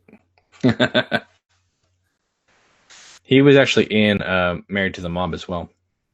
But Demme brought him back for this.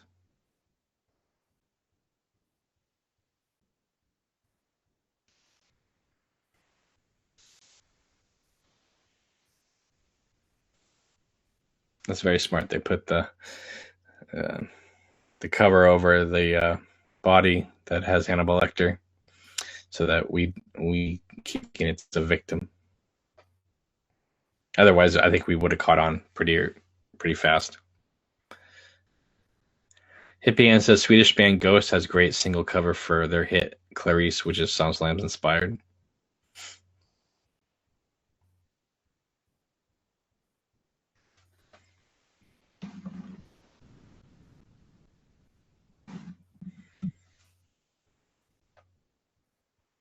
But again, I mean, how many movies do this where the Jodie Foster is out of the movie for 10 minutes here? And we just deal with this escape, and yet nobody notices because we're so enthralled as to what's going on.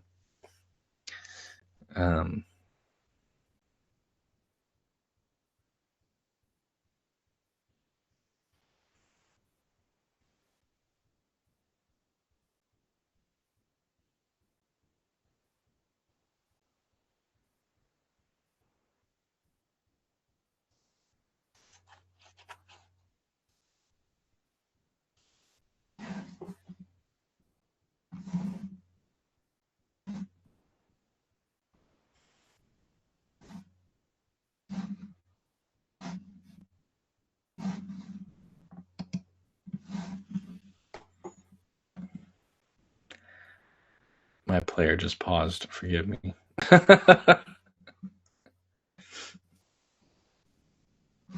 Oops.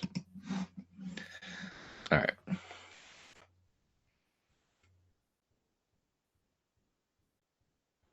So right now they're saying they're pretty sure that he's up on level 2. So out the body they go.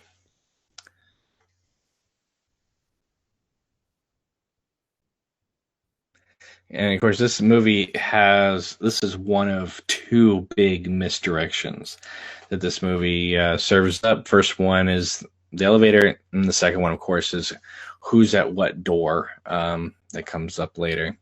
We will get to that soon enough.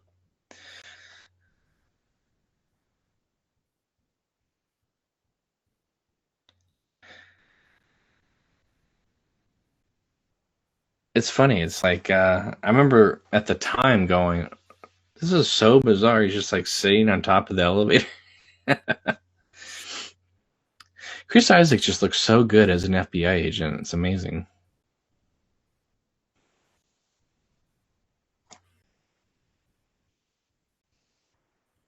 And they just shoot him in the leg.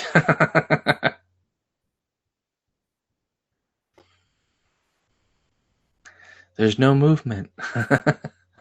Well, yeah, because it's a dead body.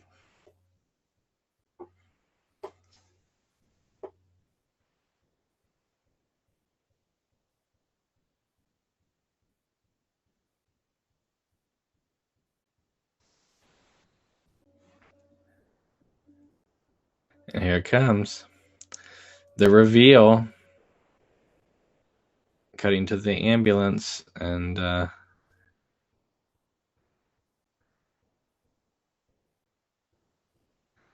Ban says Chris Isaac is the FBI. They're like, what? Hannibal Lecter's dead. No, he's not dead. And this is when the whole audience started getting all like, oh my goodness, when they're showing all of a sudden, boom, it grabs the face. Oh my god, he's in the back of the ambulance and he pulls off the mask. Ah! The audience starts screaming. And there's Clarice's friend Amelia just charging down the hallway. Sort of like just this random moment where she like drops the phone. It's like she's not on the phone with the dispatcher, but because we're so like locked into this adrenaline moment, that they just continue it with her just, I guess, getting the news and running down the hallway to tell Clarice. But if you think about that moment, it just kind of comes out of nowhere that she's on the phone. We barely know who Amelia is, and all of a sudden, boom. But then they get this little moment here, and I know this was a moment that Jonathan Demme really, really liked, where the 2 women are talking and kind of putting the pieces together, figuring out where to go. That Buffalo Bill, he's quite a little sour, isn't he?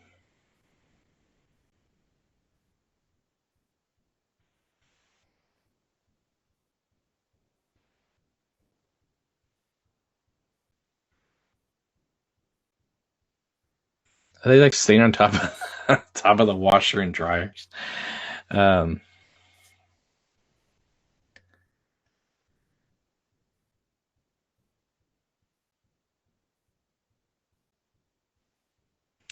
yeah, I like this moment. It's kind of like a slumber party scene where they're just kind of like, "Hey, remember that time on Friday? Wasn't that desperately random?"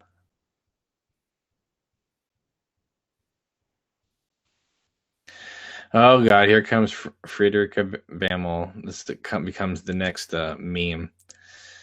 She a great big fat girl. But look at the two women. Now they're both looking straight into the camera. Nobody's looking off left anymore. Everybody's just like locked into each other's eyes.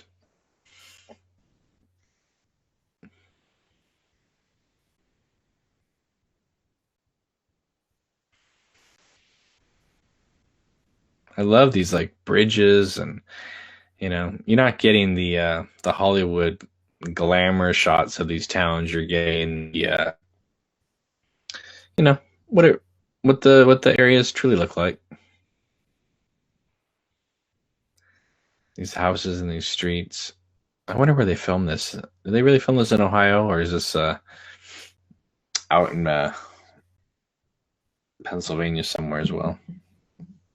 But I love these streets because, and I remember if you watch Joel Schumacher's 8 millimeter, that also does um, houses like this as well. It's like just houses on streets that America has forgotten about, and yet you know there's good people that live there and are just trying to you know live life as best they can. And yet they tend to be the victims of everything. Politicians, um, everything. Juggernaut says, "Have you already discussed why Jodie Foster turned down the sequel?" No, because we're talking about Silence of the Lambs. That if I do a Hannibal watch along, we'll get into that.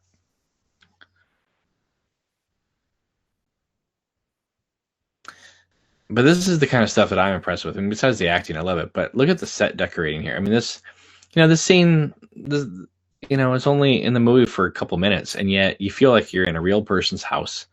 This doesn't seem like some soundstage. It doesn't feel like, something that was made 10 minutes before they started shooting. I mean, look at the way the towels are stacked. Those, that looks like a house that's been lived in. The wallpaper looks lived in. It's not just some throwaway, every moment counts. I think that's very important. I love that view. I mean, it's like, a lot of people want to live by the water, but that is one depressing looking waterbed. I mean, not waterbed, but, um, waterway. I like how they have like looks like one of those like romance Harlequin, Sweet Valley High books or something on on the desk. Great figurines. Look at the angel and the cat.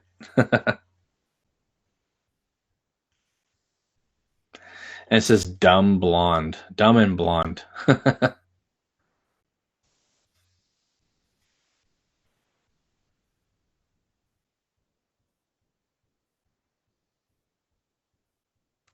But see, Jodie Foster's character knows about these hidden compartments. They talk about, well, the police been here many times. I don't know what you're gonna find. She's like, oh, well, I know where people would stash things.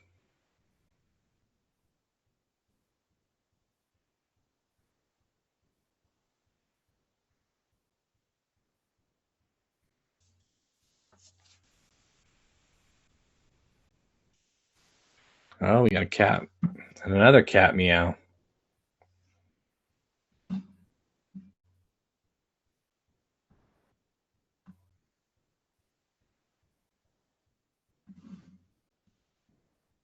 Roland says Brooke Smith has been popping up in a lot of TV the last couple of years. Weeds, Bates Motel, Bosch, to name a few. Good, because she's a great actress. As I said, if you have not seen her film Series 7, The Contenders, she gives one hell of a performance in that movie.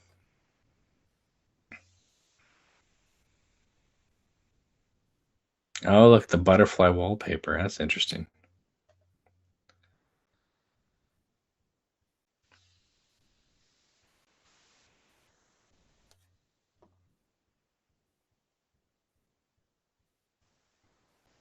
There it is.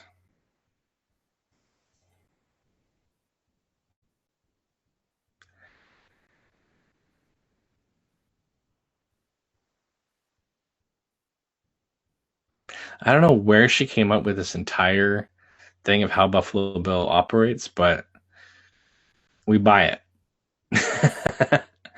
By her just looking in Frederica's bedroom and looking in her closet, all of a sudden she has this whole Buffalo Bill MO. But we buy it because we've been watching the movie ourselves. We know that she's smart. We know she can put it together, so we go with it.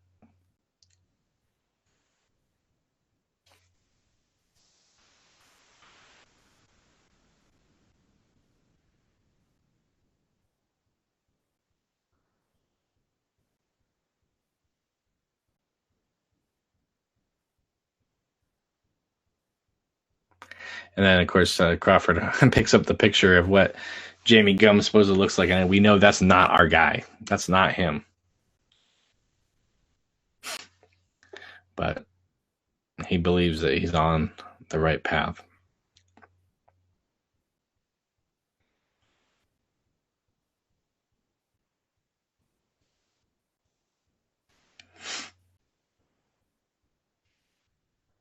All right, here we come to one of the most notorious scenes ever.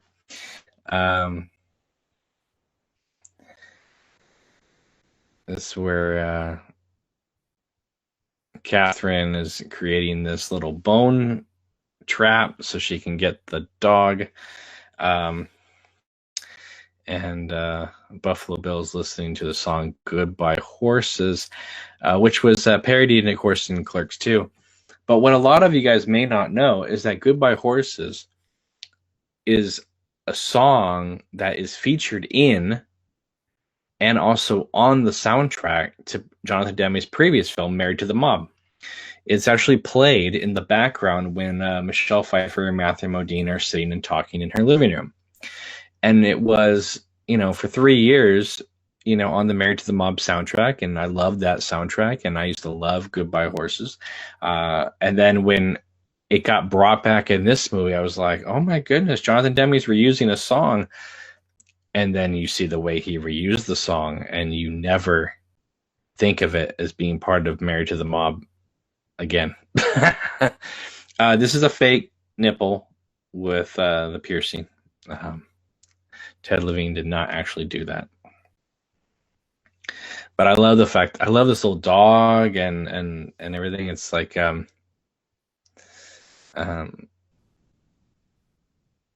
precious. Oh Lord. It's a very kind of sad thing because that she's a cat person. That she likes animals. She doesn't want to hurt this animal at all, but she's willing to kill this animal if it means it's gonna save her life. That's a horrible predicament to have someone be in. But she's such a great actress. I mean, just in general, she is. But think about how hard this role is. I mean, she's basically at the bottom of a pit the entire movie. And yet she has to be strong and vulnerable. And, she's the victim currently of Buffalo Bill, but she's not playing herself as a victim. She's playing herself as somebody who is capable of, Clarice Starling does come to her rescue, but you almost get the feeling like Brooke Smith could have, or Catherine could have saved herself given the circumstances. Roland says, I feel bad for Ted Levine. He must have gotten a million serial killer script offers after Silence came out. Yes. And if you watch him on any of the documentaries, he talks about how he's horrified about people who come to him who like worship serial killers and stuff like that. I love this shot. I love the sound effect of the planes and the guys just running. People are just constantly in movement in this movie. Nobody's like walking somewhere. They're all running somewhere. Again, this is a Jonathan Demme eccentric casting choice. This looks like a girl that you would see hanging out at this, little store in the town, and someone who would probably be Frederica's friend and be sad, like, where she's like, big dummy. This movie is just filled with wonderful, wonderful actors and faces. And look at this, interesting. Instead of looking left, now Jodie Foster's looking right, and everybody else, of course, is still looking at us. But it's almost like Jodie Foster's character, Claire Starling, has gone through something and is now seeing things from the other point of view.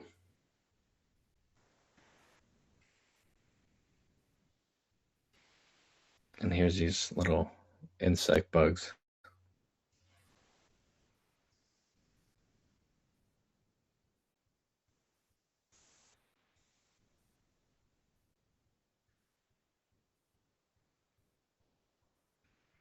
Now, here's the other big misdirection, right? We all think that the Jack Crawford and his FBI are outside his house, when, of course, we all know now it's Clarice Starling. But they really, really play it up to make you think that they're outside his house. It's a huge misdirect. It's excellent, cinematography and editing and storyboarding, and they did a really great job. I mean, they really, every person, I think, that sees this movie, unless you're just, a cynical person who refuses to acknowledge anything, I think, even though we know that wasn't Jamie Gumm's picture that Crawford was looking at, I believe that we think that they're outside his house.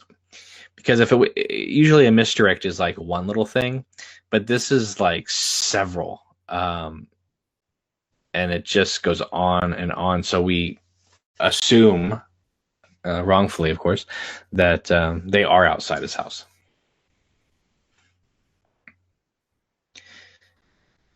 She can't kill the dog. I mean, she knows she has to, but she can't do it because the moment she does it, she's dead. So she has to just keep prolonging it. And I love the camera lens when he picks up the gun, because everything is just so skewed. And Roland says, "Did I pick up the Criterion Blu-ray release?" I did. It's right here. It's so pretty. Look how dirty that kitchen is. But I love it because it just seems like a real kitchen that this guy would have. They really put a lot of thought into this movie. This isn't just some like throwaway little horror thriller. They really they put a lot of attention to detail into everything, really.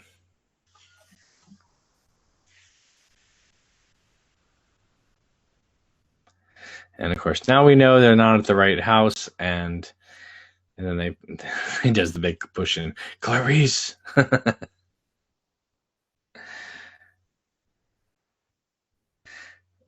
I like the fact that Clarice is like, she's already running the show here. And it's interesting. Instead of her looking left, looking right, now the camera is behind him. So, like, the close-ups are him looking directly at her. But when she responds back, it's not a close-up with her looking left or right. It's behind him. She's definitely moved into some other territory here. And I like this. I like this shot a lot where she walks in, he closes the door, and then we cut, and we just get another shot of the exterior across the train tracks. It's like the calm before the storm. She is in the monster's lair. Jodie Foster has compared this movie to a fairy tale. That she has to go on a journey and meet lots of interesting people and characters and along the way, but to rescue the princess. I think that's an interesting way of looking at it. I don't know if that was the overall intention of Thomas Harris's book, but I also like Jonathan Demme's roaming camera here, where like she's looking around the room, but the camera's looking around the room too at things that she's not necessarily looking at. So we see the butterfly picture, and we see glue over there, and and then she's looking to her right, and all of a sudden, boom, the moth, and she knows. Oh crap, I'm in the house with Buffalo Bill.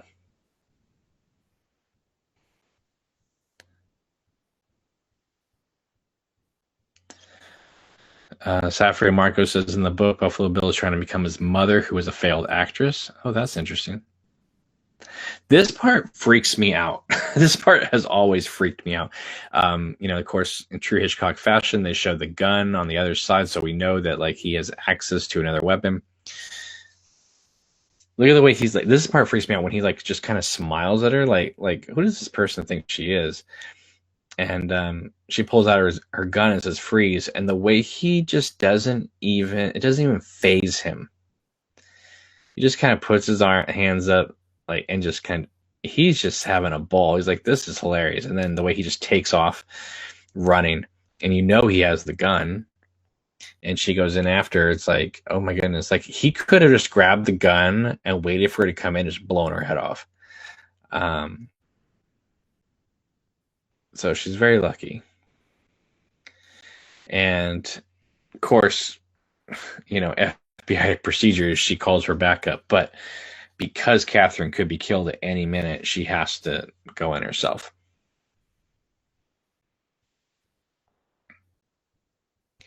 But I mean, how does she know that like he doesn't have access to like grabbing her behind the stairs and like tripping her or something like that,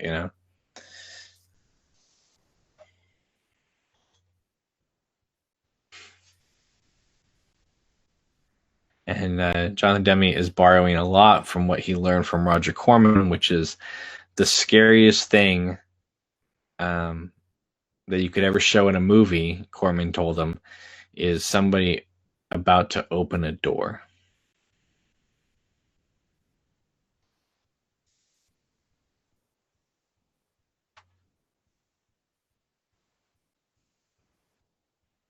But we see all these point of view shots again, and we get the eastern part of the map, so we know like, okay, this is where he's been attacking everybody.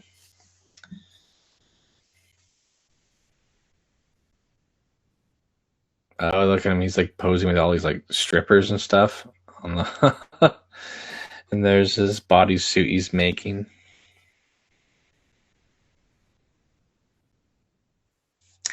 Roland says, was Silence of the Lambs Orion's last big hit? I don't know. I know it was one of their last.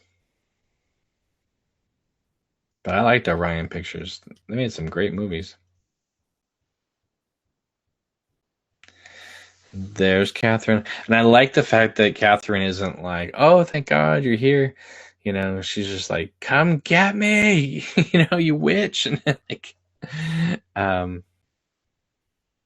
she's like, she's happy the FBI is here, but at the same time she's angry as all hell that the FBI isn't helping her more. It's great.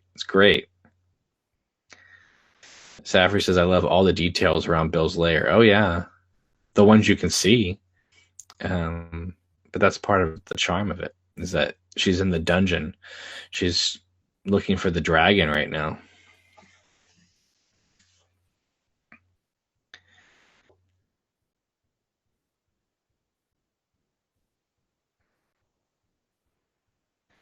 It's too bad Clarice didn't have two guns or something like that. I would have thrown one to Catherine and been like, if he comes back, blow his head off.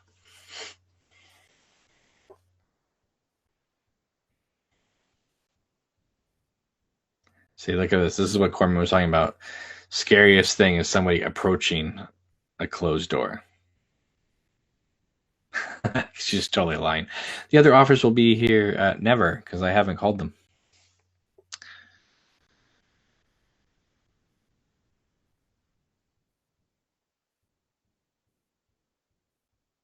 I like the fact that she's not just staying put and waiting for Bill to show up.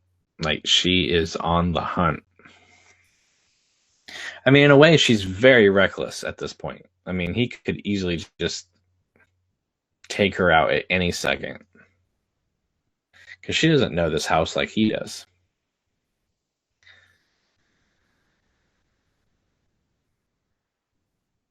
Look at all the like Nazi posters and stuff. Interesting.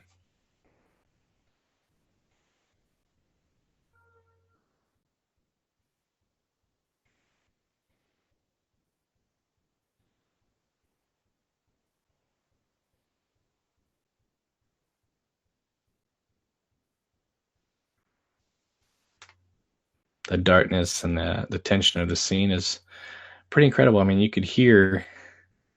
I mean, you could definitely feel people squirming in their seats, especially with this like bathtub of like I don't know what that is, like just leftovers of people. And of course, this was the scene that just made everyone freak out. Of course, that people are so into the scene that they don't notice that his shadow is on her when he approaches her. Which, of course, if this is entirely in darkness, his shadow would not appear on her.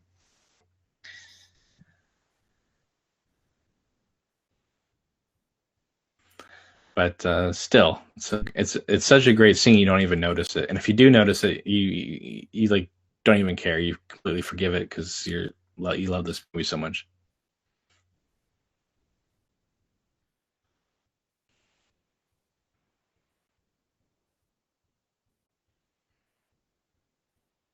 But that's great because I mean you know that they filmed this in light, right? And so she's got to pretend she can't see in this complete bright room.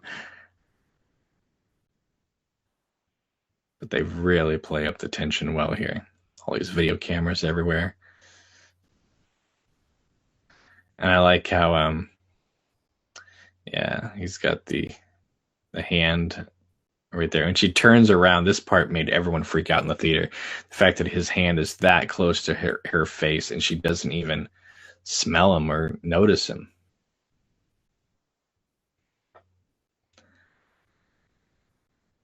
There's the shadow on her with the gun. But she hears the cocking and then boom.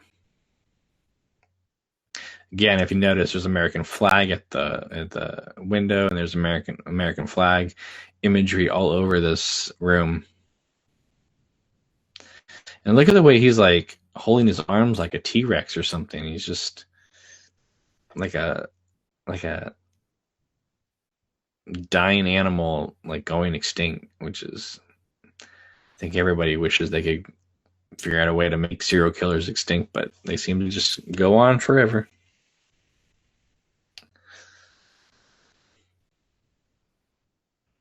And then a reminder, the Bill Skins fifth, which was, the thing that made Starling even notice the case to begin with in Crawford's office.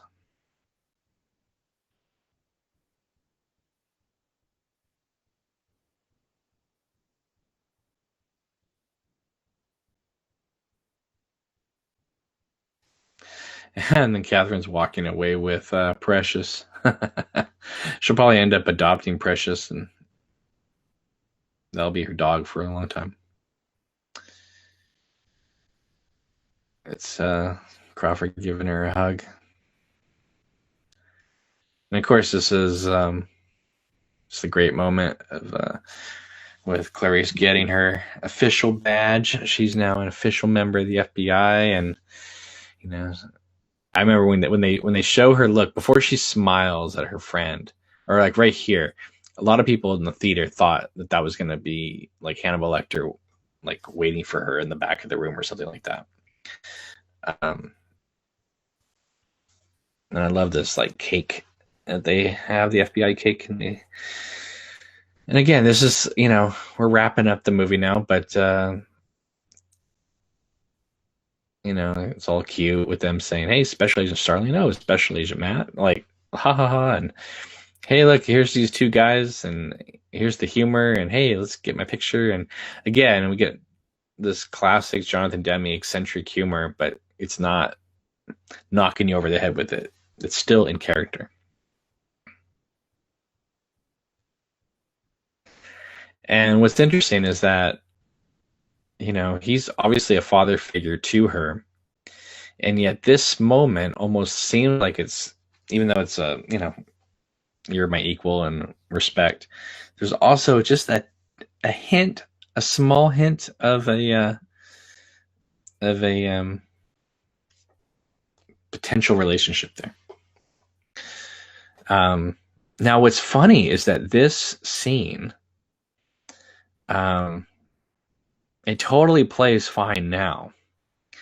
But in 1991, believe it or not, this scene confused a lot of people, even Roger Ebert at the time.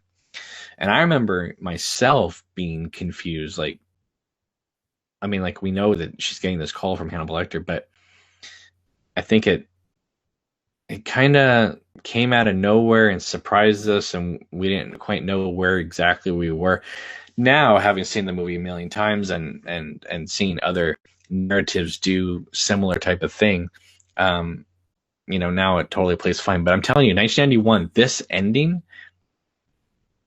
it was cool, but it confused a lot of people as to what was happening. But obviously, we know that Hannibal Lecter has followed Dr. Chilton to Haiti or Jamaica or one of those islands, and he's just gonna follow him off into another story. And I like the fact that there's Jonathan Demme and his wife just walking by too at the end.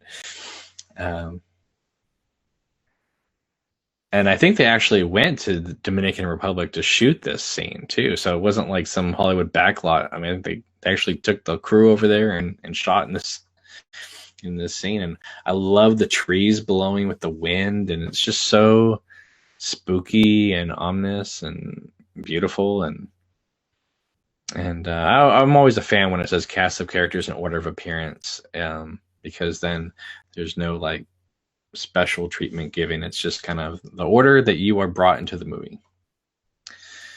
But there it is, guys. That is 1991's The Silence of the Lambs, winner of Best Picture, Best Director, Best Actor, Best Actress, and Best Screenplay by Ted Tally. It's a great film. It's a great film. I'm actually a fan of a lot of the Hannibal movies. But obviously this is the masterpiece. But I do love Hannibal as well, the Ridley Scott film that was made 10 years later, 2001. But that's a completely different movie than this. But Silence of the Lambs, Jonathan Demme's follow-up to Married to the Mob. And then 2 years later, he would come out with Philadelphia, starring Denzel Washington and Tom Hanks. And then after that, he did Beloved and The Truth About Charlie. And then he started doing like documentaries. He did a movie called Rachel Getting Married with Anne Hathaway. And then he did a movie called Master Builder with Wallace Shawn and Andre Gregory, which is also on Criterion. But Silence of the Lambs was his Psycho. It was his movie that John Waters likes to say, you can never live up to it or live it down. DJ Mexicano says, excellent watch along. Thank you very much. I'm hoping to do a lot more of these. And then I'll also probably be doing a lot of movie reviews this summer. 2 years ago, it was the summer of Twin Peaks. This summer, I think it's going to be a lot of reacquainting ourselves with cool movies, and I'm actually going to be, like I said, I'm going to be reviewing a lot of the movies that I have on my shelf that I haven't had an opportunity to watch yet. And that will be a lot of fun. Daduda says, name some movies you might do watch-alongs of. I don't know yet. I did think about maybe making this week like a horror thriller week, which would be like, obviously Silence of the Lambs, but then we did, Seven, Scorsese's Cape Fear, maybe Hitchcock's Psycho, Joel Schumacher's 8mm. There's a whole bunch we could do. I mean, that could be fun. I just don't know if my schedule is going to allow me to do that, but I think that'd be a lot of fun if we could maybe do like theme weeks, maybe. So it's not just random. So we're not like doing Silence of the Lambs one day and summer school the next day, but maybe do like a theme week. That could be fun. I don't know. Let me know in the comments. Daduda says, would you ever do a watch along of a Jodorowsky film? Well, sure. My issue is, do other people have access to those movies? I need to find movies that people either have in their collection or probably could find on Netflix. Otherwise, I think if I do like a specialty thing like El Topo or Holy Mountain Sanchez Sangre, one of your Jodorowsky films, then I think I need to give at least 3 to 4 weeks notice, so people have a chance to get those titles in their collection. But yeah, so, this last scene was filmed in the Bahamas. I like it says, Adele, Bobby, and the rest of the gang at Bufa's. I'd like to know the backstory of that credit. But here we are. We're still on the same shot. Interesting. It says 1990 Orion Pictures, even though it didn't come out until 1991.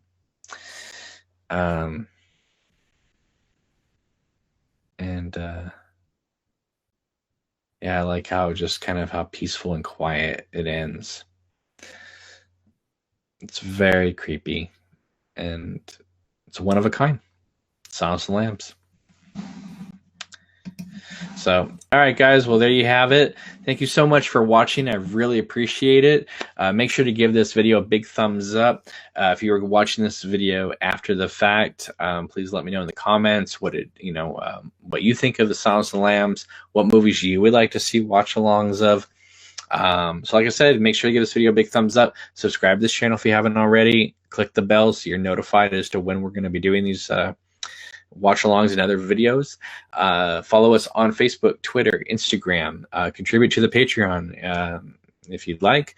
And I really appreciate all your love and support. Take it easy. It's been a pleasure. Have a great night. Thank you for watching. Bye.